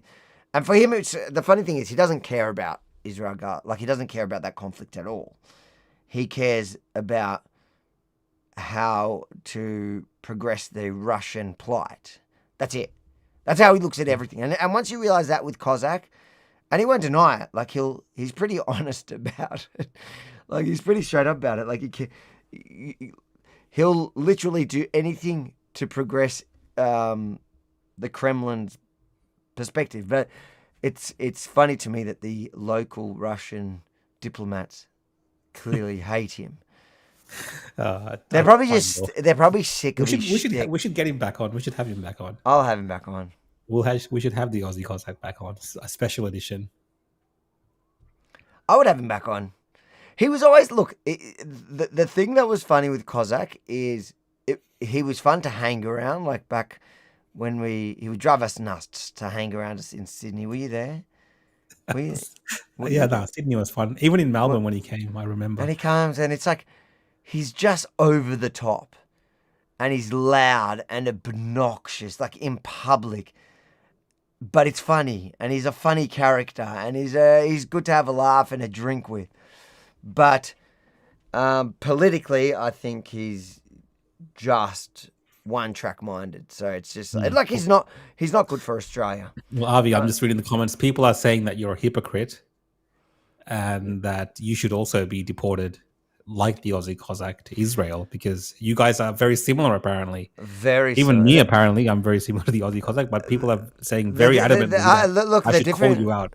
Look, there is some legitimacy what people are saying. I do see similarities. I do see you hiding out in the Israeli embassy. I see a possibility of Avi hiding out in the Israeli embassy. Look, a defining difference immediately off the bat is that he's fighting for what is really an enemy state. Like he's fighting for the Russians, for the commies. Whereas Israel, even if you think that I put Israel first, which I don't, but even if you think I do, they're an ally. They're a Western democratic ally. Russia is not our friend. Russia is literally, they are the Axis, part of the Axis, or one of the leaders in the Axis of evil. But no, like I won't. To be honest, in Australia, I'll fight for Australia till the end. But Cossack won't even tell you that. You got to give Cossack at least that he's honest about his motivation in everything, and it is just like Russia. And you know what? Good on him. And that's why I think we should set him free and let him go there, because what's he going to get charged under? He's getting charged under for pushing that guy, and he'll probably get off it. That's the thing. If Cossack actually didn't play that little stunt and go to the embassy, he would have been out in no time, because it would have been nothing. It was such a ridiculous offence. If you watch the video, he would have got off on self-defence. He would have got off. He would have had to stay until in remand if they wanted to hold him, because I think he just came out. Was he on bail? So they would have held him on remand till the hearing, but he would have been way out by now. He could probably be back in court right now suing him for false imprisonment. But instead, he wanted to be Julian Assange. He's not enjoying being Julian Assange now. Peter Wilson says... That's all you read. Ah, there we go. We're just loving Aussie Cossack. Harry Holzer says, did you guys see the fight in South Bank in the restaurant in Melbourne? What did you make of it, and was it Lebanese guys or what? I don't know what we're talking about. I didn't see that one. You did or you didn't? I didn't know. It was a couple of days ago. Yeah, I don't know too much about it, but there's a brawl in a restaurant. 7 News Melbourne covered it. Maybe we'll pull it up for next time. Have a look at it. Yeah. Thank you, Harry. Oliver says, Avi was wondering if you were a fan and liked Andrew Tate back in 2022 before he went all anti-Israel rant, and he was more about men's right, anti-fem. So where I stood with Tate is when it was all about the the anti-feminism, the men's rights stuff, and it was at a time that was particularly close to my heart because I was going through a lot of it. He was definitely identifying the problem. Early on, I didn't appreciate his solutions. I thought his solutions were over the top, but I thought he was a bit more of all it's a showman. The point in which I thought Tate was a complete phony is when he converted, because I knew that he knew nothing about what he was doing. I knew what he was doing was... Jesus, that's one long comment. Somebody's eaten the whole... We might have to kick this person on if... how did you get such a long comment? Mate, stop using ChatGPT. Yeah, so the answer is when I supported Tate's recognition of a major problem at that time. His solutions I was never really a fan of, or most of his solutions. Some of them were right, but most of the solutions were not real solutions. And then when he converted to Islam, that for me was already, all right, mate. And not because he converted, but because I knew that it was inauthentic. He was doing it for clout, for following, for whatever, a bunch of stuff. And then that went on to his whole, the natural progression of that was the anti-Israel, anti-Jew stuff, whatever. But he became less relevant now. Yeah. What? No, that's right. We talked about it last episode as well. Yeah, was it Oliver that brought it up last time? Oh, sorry. There we go. I've brought Oliver up again. Not sure how we keep getting onto that. Ethan says, Avi, I don't like Aussie Cossack since he is extremely pro-Putin, wants Russia to take over all of Ukraine, is a public nuisance. You're not. I don't see any similarities between you two. You're pro-West. Thank you, Ethan. Wow, this looks like your alt account. Listen, the only way you know that's not actually me that wrote that is that they put $10 in. Thank you for the super chat, Ethan. I agree. Look, I can understand when you're looking specifically at the point of going, oh, well, all you care about is Russia. And if that's the allegation. And so if that's the problem on its own, then you could make the same argument to me. That's fair. Fine. Accepted. But for the reasons that Ethan says here, that's what I think the big point of difference is you can't, and there's so many inconsistencies with Kozak's arguments. Like when you look at his political commentary, and he's like so pro-Putin, thinks that they should wipe out, mocks the Ukrainians when they go one, and then pretends to care about the Gazans. Pretends to care, like it's just, it all conflicts. And the only reason, like if Putin came out in support of Israel blanketly, the next day Aussie Cossack would be pro, like it's just based on he cannot critically think for himself at all. And I'm not like that. Like I will not follow Netanyahu blindly. I will not follow any leader blindly. Yes, I support Israel. I support Israel's right to exist. In fact, I also support Russia. Like, I understand the nuance in that conflict as well. Like, I don't blindly support Ukraine. But I do think that out of the two of them, if there is an oppressed and oppressor, if you're going to look at it from that perspective, which is what Cossack does when it comes to Israel-Palestine, it's like, okay, well, Russia in that case is for sure the oppressor. Do they have legitimate grievances with Ukraine or with NATO or with that? Sure. Does it justify anything like the invasion? Absolutely not. And yeah, and it's just, the thing is, Russia's not our friend. Never have been, never will be. They're not our friends. That doesn't mean there aren't good Russians. It doesn't mean, I think Kozak on a personal level is a funny guy. And he is kind of fun to hang out with. He'll do your head in if he has your number for too long. I blocked him. I literally blocked it. I blocked his number. I'm going to say it. That's why he was reaching out to me to try to get in touch with you once. Bro, he was like, this is the thing, like Kozak would do a stunt and message me straight away to tell me, I've done this stunt. You should do a story on it. And sometimes I was like, probably 80% of the time I was like, that ain't. But then sometimes they were funny, or sometimes they were genuinely good stories. Like, even though I knew he was doing everything for the story, sometimes it actually landed. Like, it was a good story, and we did a few stories on him, especially through COVID. But when he was trying, what was he trying to do? Like, he was trying to get me to come on his show, and he was trying to get me to debate Syrian Girl, and he would be the moderator, and he was just like relentless. I was like, bro, I'm done. I'm out. Block. Out of my life. I'm going to invite him. I'm inviting him back, guys. Into the we show can have him on point. this show because it'll bring us the views. Bring him on. Just the fight that we can have here. What do you reckon, guys? Should we bring Kozak on for bands? We'll do a special Aussie Kozak and Chris Overees. Have them both on. Should we have them together? That'll be funny. Eric Chilver says, is Mark Spiegelman quitting the LNP? Yeah, so that was breaking. Oh, I don't know if he's quitting the LNP, but Well, there's a spill tomorrow, right? I think, he's quit his position. Yeah. So there's going to be a new leader, and it's going to be female. And it's funny because I was actually watching the press conference just as we went live here, and it seems, because I'm not so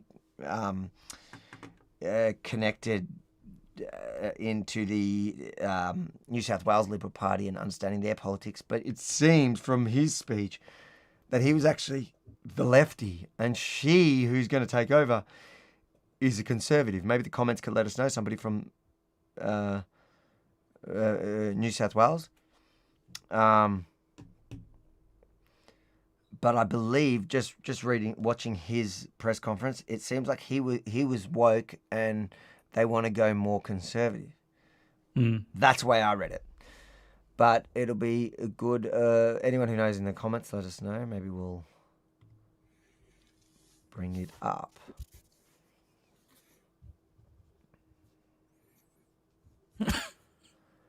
Maddie B says, Avi, you're incredible. Great Australian people don't want to know the truth. I love you to all those out there today spending the big bucks on, holy crap, what's this charge for $7.99 on my credit card? Thanks for the support. Okay. Wolfie says, the Ryan Williams situation is gaining traction. He's already met with Tommy Robinson, and TPUSA has been banned from traveling with Virgin Airlines. Yeah, sorry. We'll cover it next episode. Cool. Daniel, remember. Thanks, Wolfie. Zal Hassan says, Ukraine neo-Nazi corrupt regime, why would support? So that's the Putin talking point. There definitely are Ukrainian Nazi and I spoke out about that. Nazi regiments within the army. So, and that was my big problem, is that they allowed them to be a part of the official fighting force and for years, not just now. The Azov battalion. But having said that, to claim that that the regime is a Nazi corrupt regime is just false. So Nazi regime, no. Corrupt, sure. And that's true. There's one of the most corrupt regimes in the world. Having said that, do you know who's more corrupt than Ukrainian regime? The Russian regime. So what are you talking about?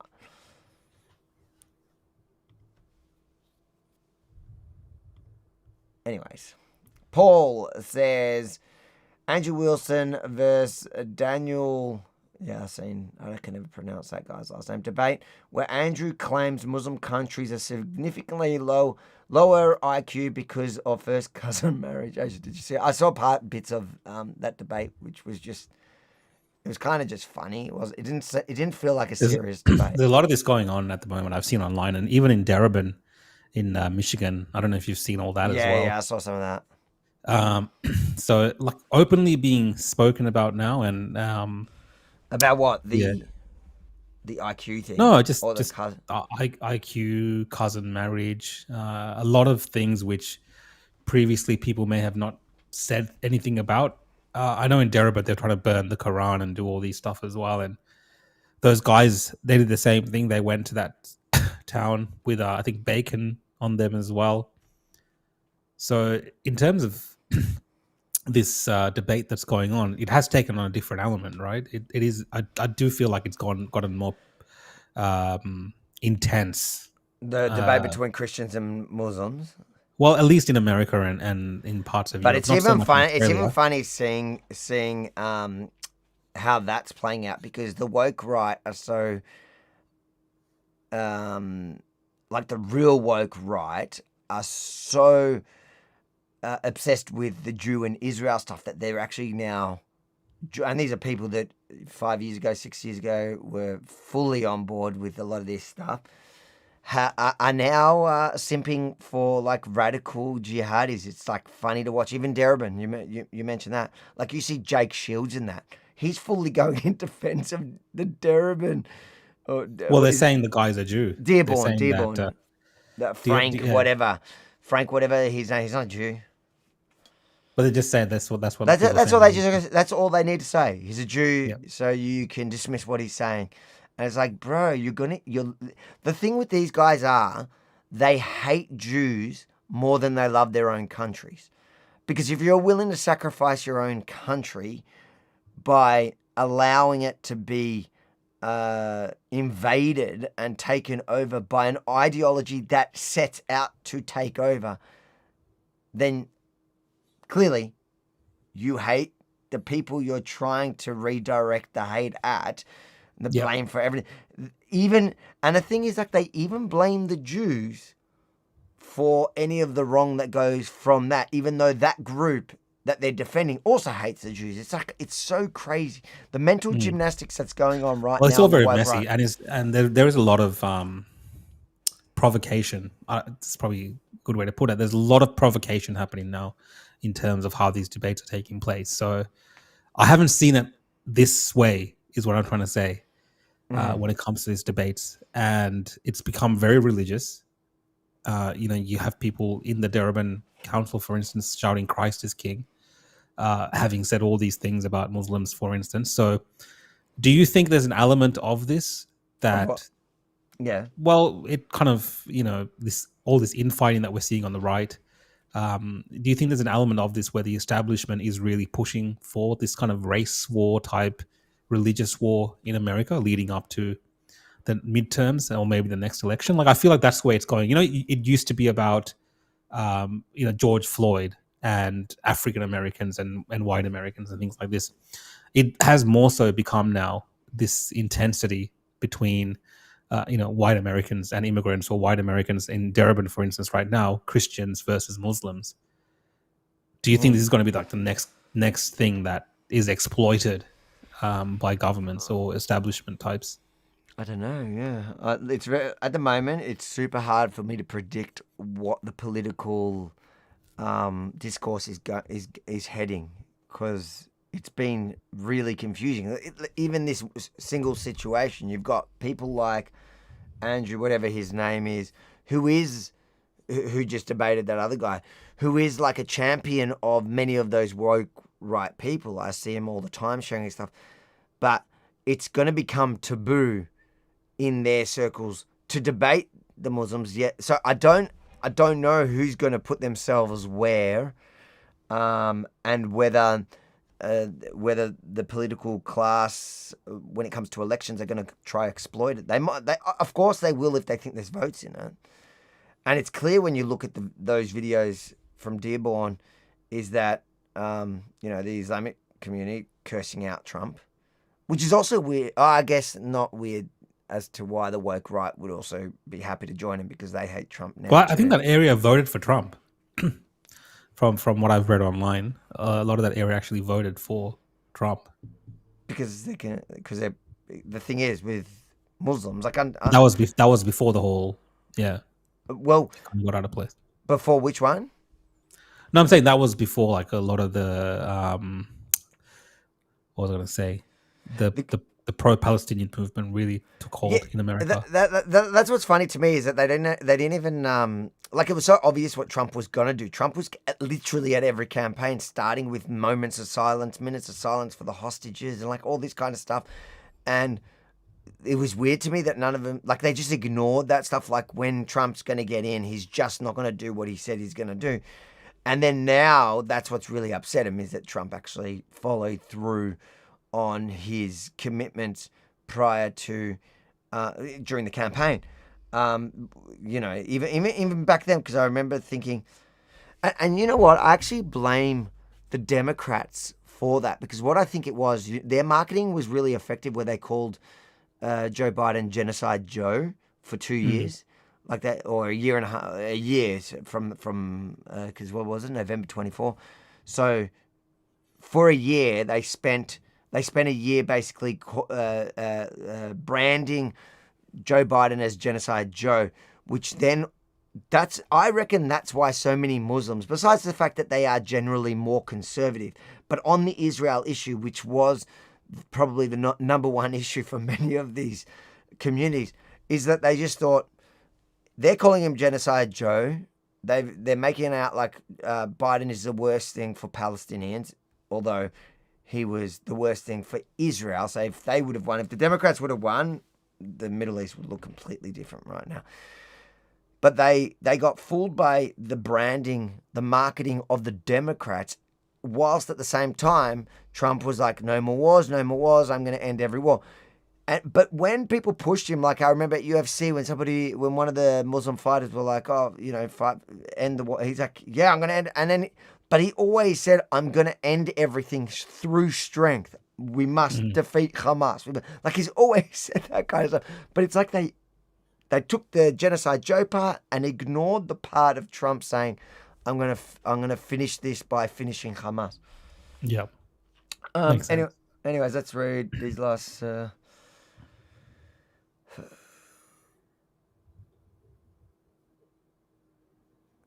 Amanda, there's a few trolls like in the chats that think that they're getting to me. What was this one? Sorry. And I think they're funny. They're literally here. What was it? There was one. I just got to read this one out because they deserve it. Because they think I hate it. Oh, where was it? I must have gone back a bit. They're saying they're just here because they're here to troll me.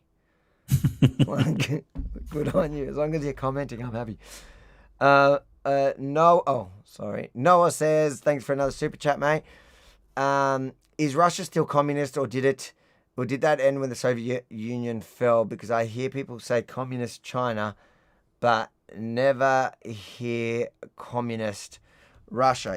Is Russia technically communist now? Are they not communist? No, historically communist.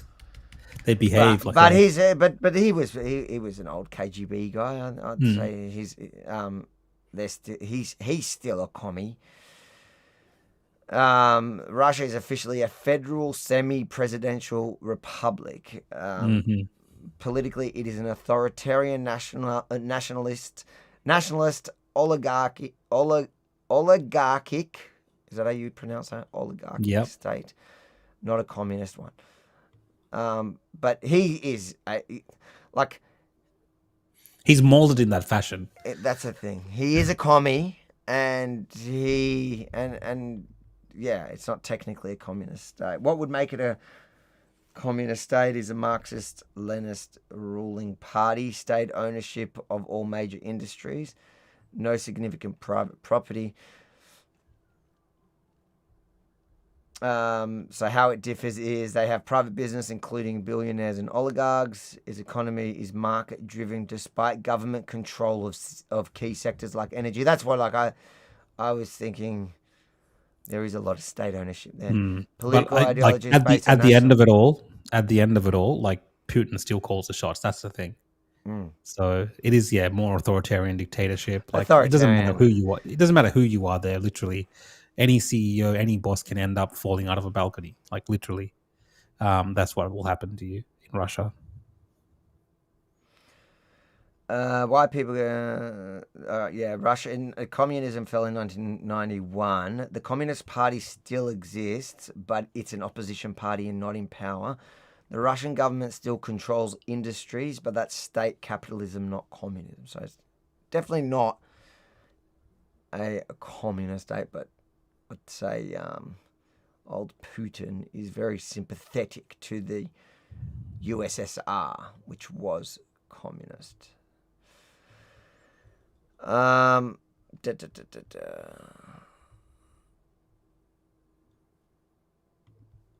Lucas, thanks for another super chat. Even if Ukraine has some neo-Nazis, that doesn't mean you should support Russia. At the end of the day, Russia is a dictatorship and anti-freedom, right? Exactly.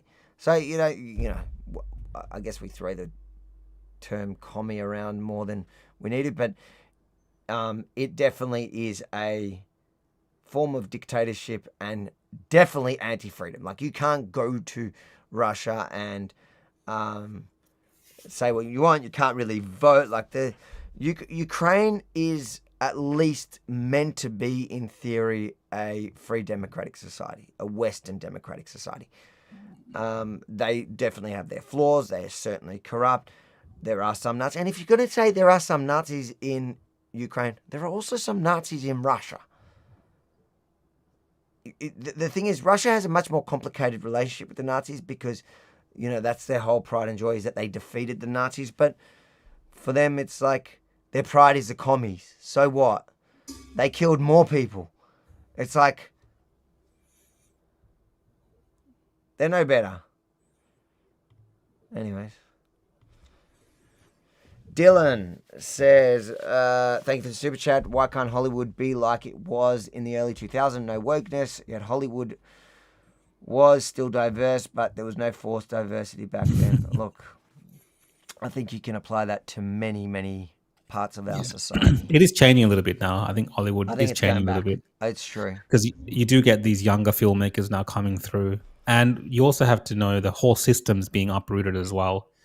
So you are getting different types of entertainment. Still the main blockbuster style things that are, you know, heading into the cinemas, and people are getting what's the word? Not brainwashed through, like things like Wicked. I don't know if you've seen Wicked 2 or Wicked. Some of these actors, or what was the last one that they had? The Disney one, the Snow White. That lady. Do you remember her? That she was saying some crap about Snow. I can't remember. And they got. I can't remember her name, but she got eviscerated for her comments. And it just, you know, toppled the whole Snow White thing. So consumers, people like us, you and me, we are having an influence in Hollywood in terms of changing their tune a little bit, because people are rejecting a lot of that woke crap. So I think there is changes happening there. And it might go back to some of the sense and sensibility we saw in the 90s and 2000s, early 2000s. Because, yeah, for a while there, it became very hard to watch movies, Avi. Like, it's very difficult. Even on Netflix now, in a way. I'm not saying Netflix is better. Even Netflix, it's kind of very hard to watch some movies. You know they've purposely made someone gay just for, like, making them gay for the show. Like, you know, it serves no story plot thing. A few years ago, when I would watch a movie with my wife, or a show, and then I'd be like, pause it, and I go, do you see what they're doing there? She goes, just watch it. Just enjoy the show. Stop thinking everything's got a deeper... I'm like, dude, it's there. They're doing it. Yeah. How are you not noticing that? How are you not reading? That's how they're getting to the kids. The subliminal messaging through these shows. Anyways, fast forward to today. She's straight on it now. She's the detective, the work detector. She'll pause it and tell me, oh, do you see what they're doing there? Oh my God. She goes, why can't they just make a show so we can enjoy it? Why does entertainment have to be all political? I'm like, that's my girl. Yeah. Lucas also says, and also Ukraine is our ally, just like Israel is. Why can't we be pro both? People seem to think the right to be pro-Israel but anti-Ukraine. I agree with you, Lucas. I think that if you have to pick a side, okay, if you have to pick a side, I'm picking Ukraine. If you have to pick a side, because they are our ally and their worldview is, whilst not implemented perfectly, it is our worldview. It's what we want to see in the world. We want less Putins and we want more democracies. We want less dictatorships. We want more democracies, right? The difference when it comes to supporting the war effort in Ukraine to, let's say, in Israel, to me, is that Ukraine is never going to win. So it's a bottomless pit for the West to fund and to watch thousands, hundreds of thousands of people, never ending, marching to their death. I just don't see the value in that, because at the end of the day, if they keep this war going forever, until the West, are they going to just keep funding it until they run out of money? Like, everybody's funding it in debt. Everyone's going into debt to fund it. But let's say, I would say that there's still an argument that you could make that it is a moral right thing to do if at the end of it they could win. But there is no chance Ukraine can win that war. If they kept fighting forever and we kept funding it, at the end of the day, Ukraine is going to run out of people before Russia is. Way before. So I just think that there's you can make a different argument for supporting their war efforts. I still think that we should support, at least morally, I support Ukraine. I think a lot of mistakes were made. I don't think they should have ever given up their nukes, to be honest, and they wouldn't be in this situation.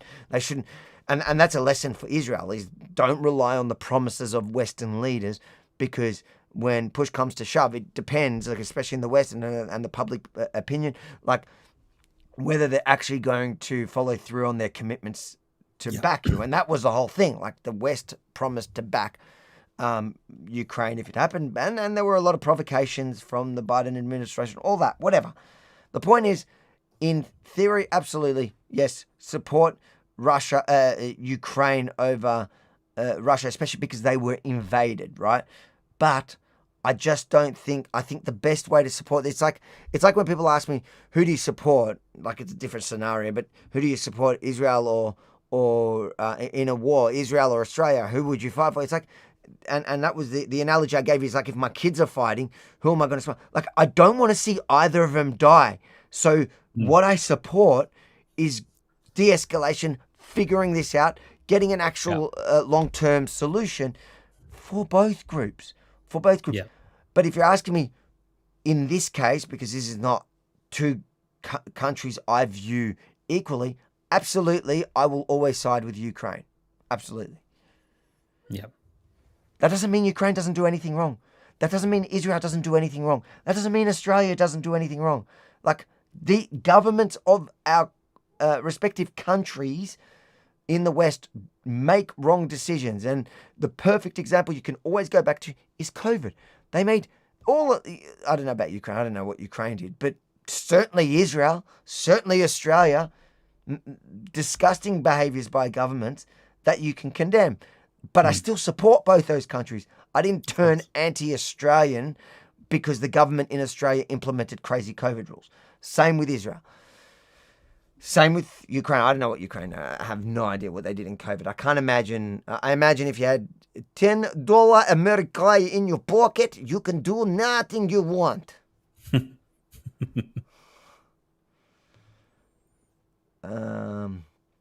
Equity says, I've come to realize that Christianity is the only thing standing between us and an Islamic planet. That's a fact.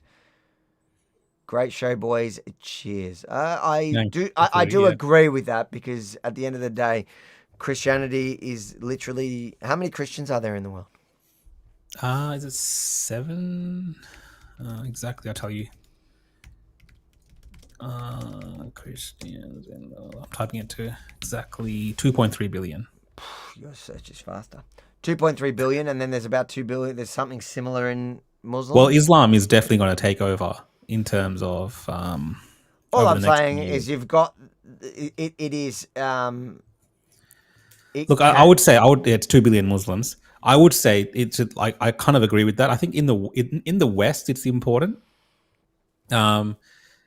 especially like countries like Australia and America, to go back to some of these foundational roots of these nations, and find religion again. It has become very unpopular, Avi, and when you match that up with the birth rates, and also the younger generations who aren't really religiously observant. Yes, we've seen a little bit of a shift last couple of months post Charlie Kirk and everything that happened there. But realistically speaking, for these Western nations to be grounded again in their historical, Judeo-Christian values, the underpinnings of these societies, I think there needs to be a revival.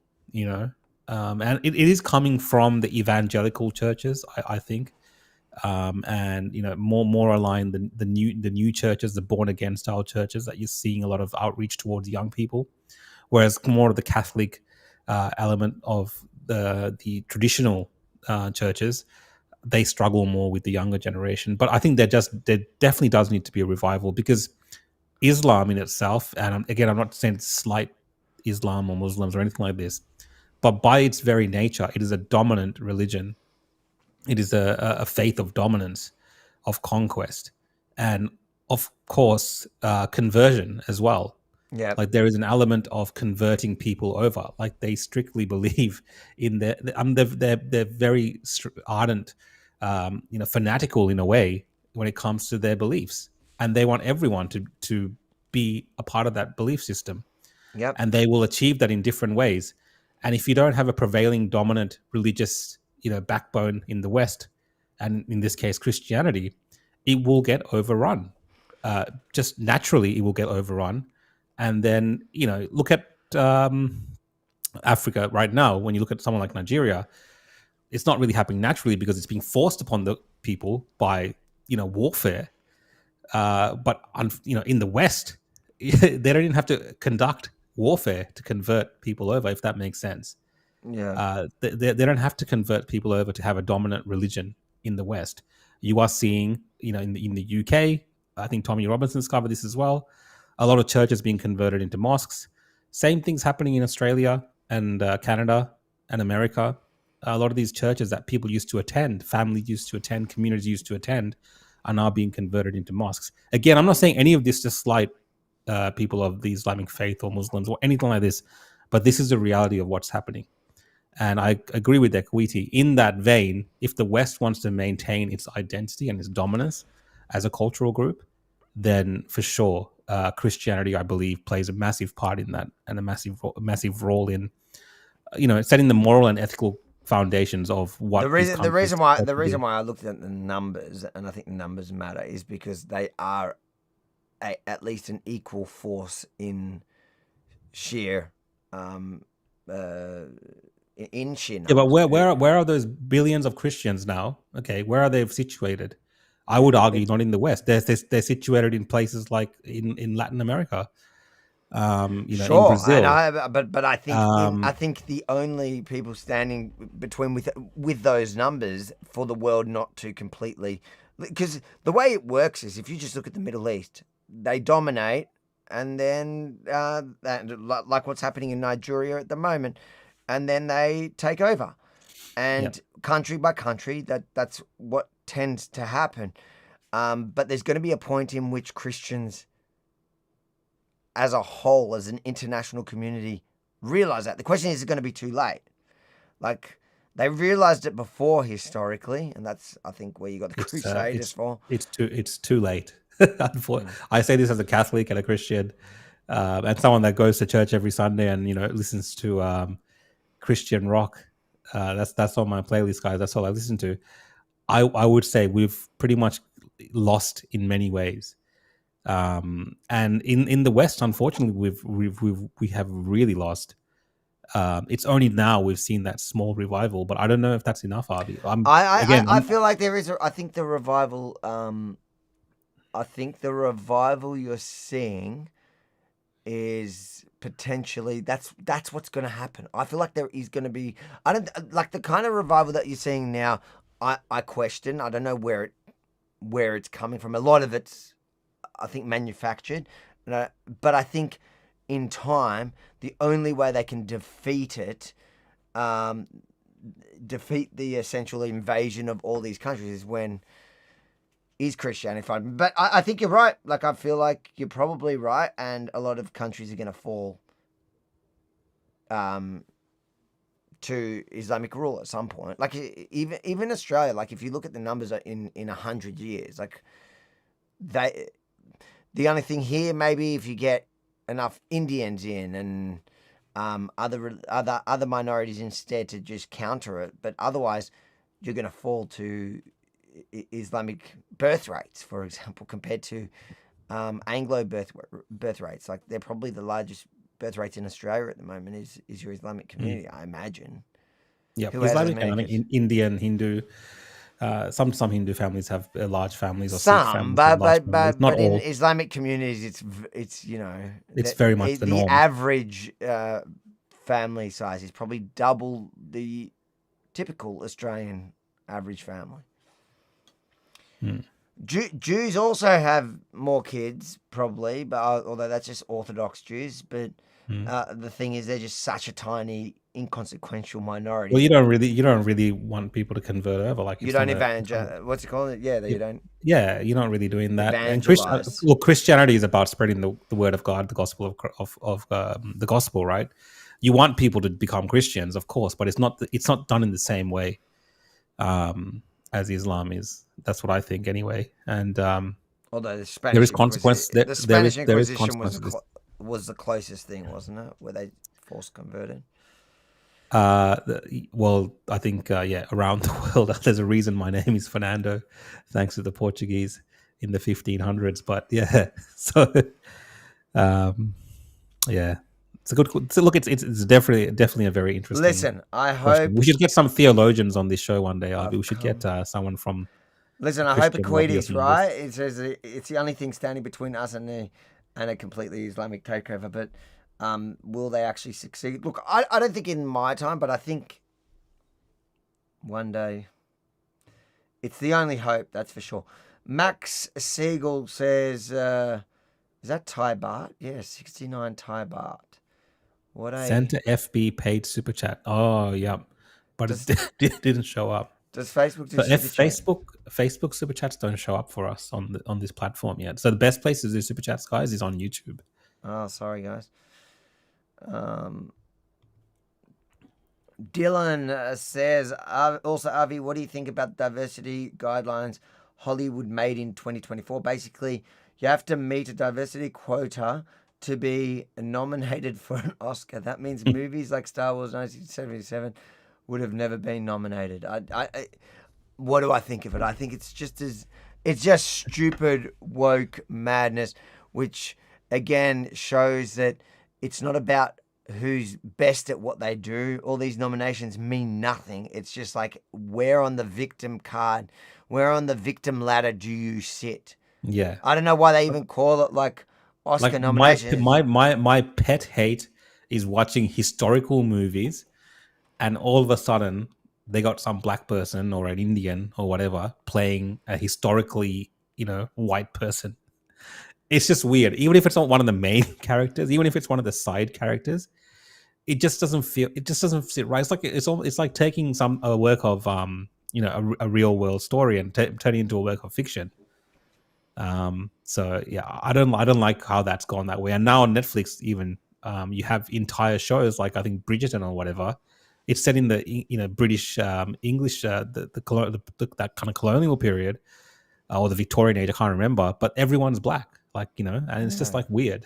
It just doesn't like what the hell is going on? Like, who does this crap? Because you wouldn't see the Chinese or the Indians having shows in their country about their history and having white people playing, those. It doesn't make sense. It's not accurate. It's just silly. So Maddie says, how is your Dr. Pepper, Rukshan?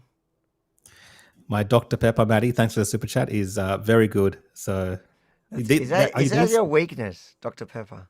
No, I like Dr. Pepper. There used to be I remember going to Safeway back in the day, and you could pick up Dr. Pepper very easily. It's not really distributed in Woolworths and stuff. How bad that is for you? It's those small stores that have Dr. Pepper. I like Dr. Pepper. I mean, if I'm already going to drink something that's killing me from the inside, it better have some alcohol in it. So at least I'm getting a buzz off it.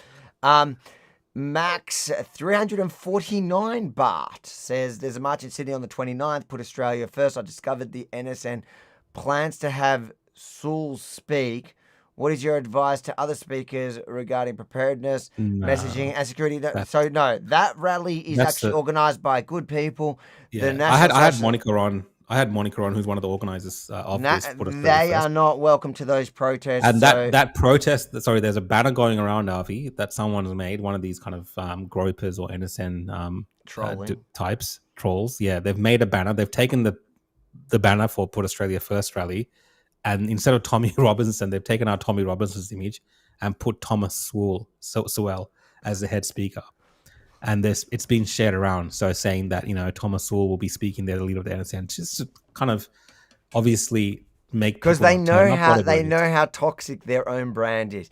You see, those guys are so gutless that they would not advertise themselves speaking at a rally that they're organising because they pretend like they're not organising, so people show up, and then rallies that people are saying they're not welcome to, because they don't want them. Firstly, because they are as un-Australian as you get, but they don't want them there. And so they realise that the best thing to ruin somebody else's event is say that they're coming because they know how much Australians hate them.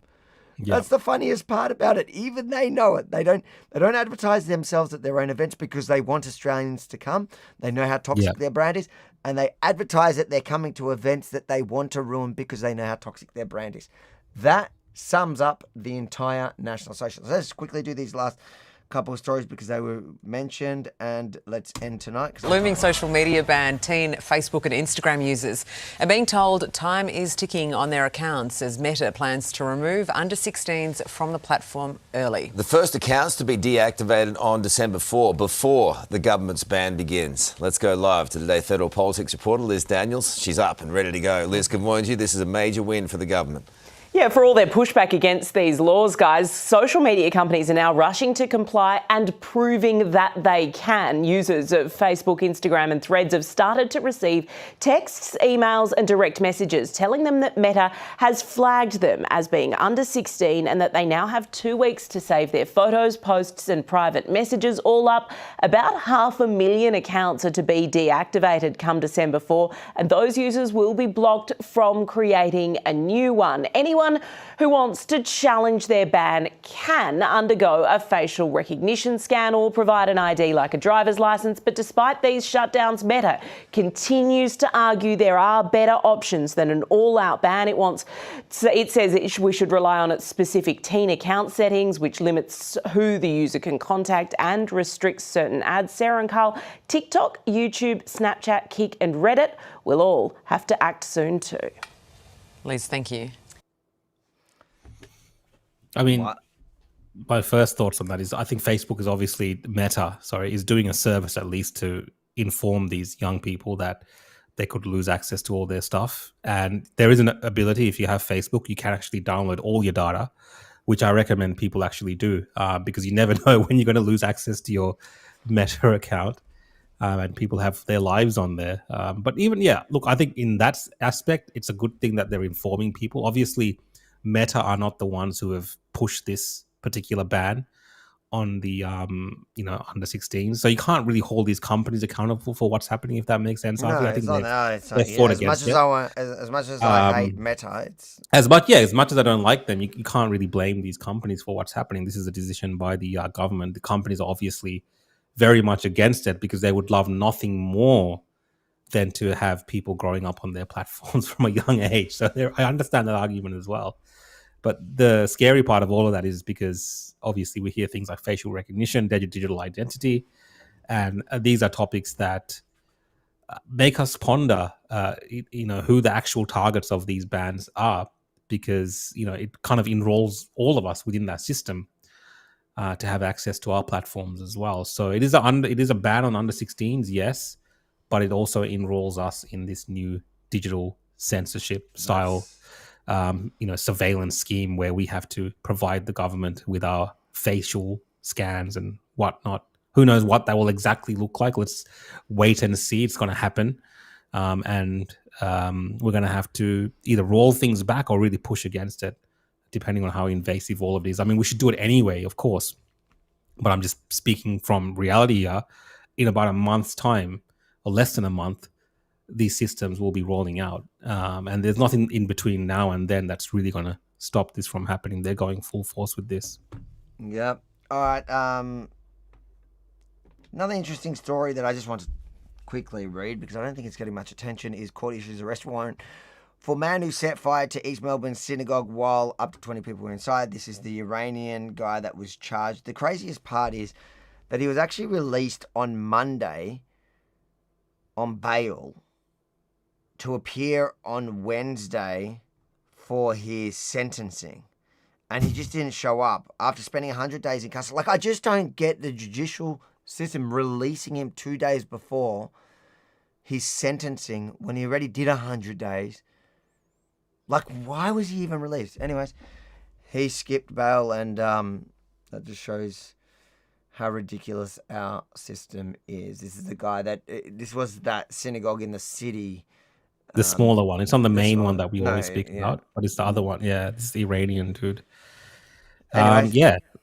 Like you said, just everything's just screwed up in Victoria. This is mental. I just don't know what part of that makes any sense. The fact that he was, like, you held him for 100 days. Why would the court release him for 2 days before his sentencing? And then he just skipped.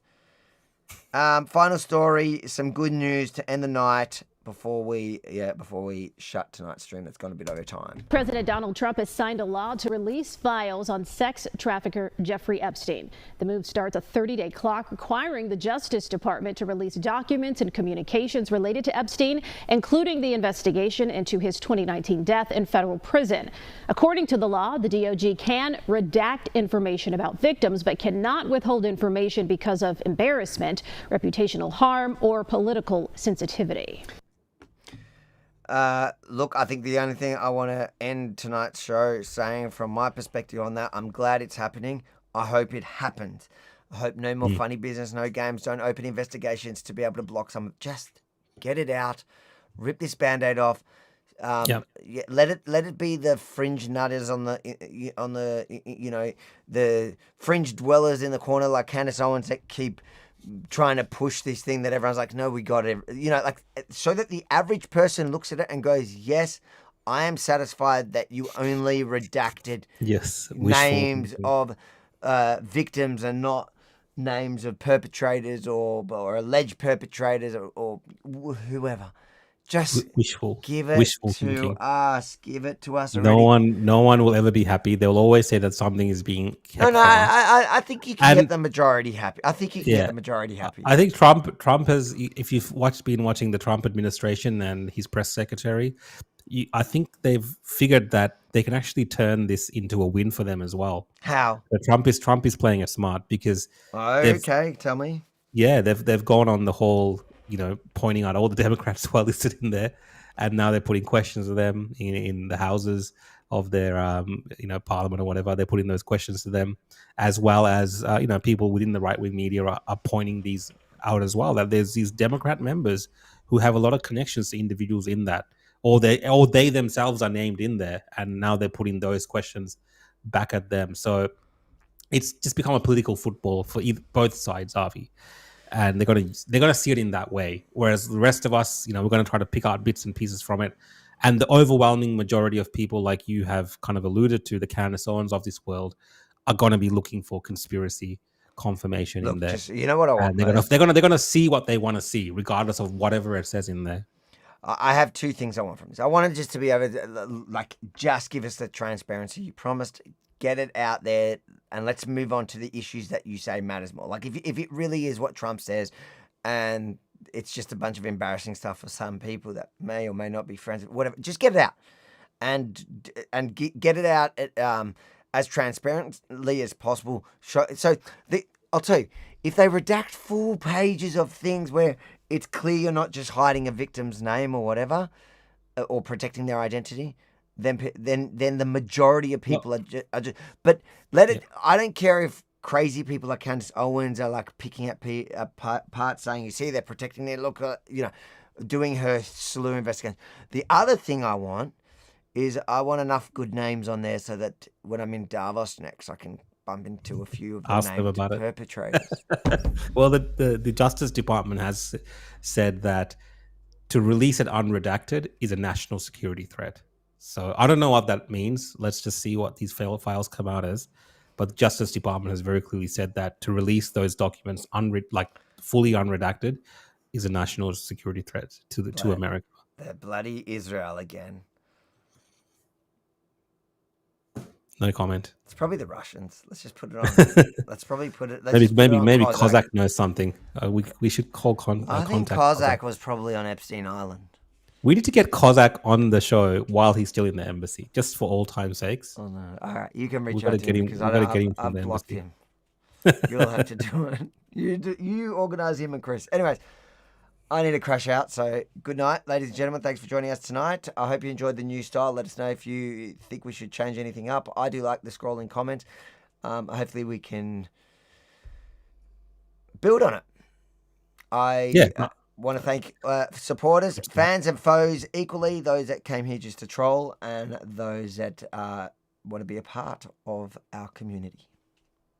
Thanks, guys. Thanks for watching. And we'll definitely be changing a few things before the next show, I think, just on the gradient side of the comment, just cleaning it up. Wow.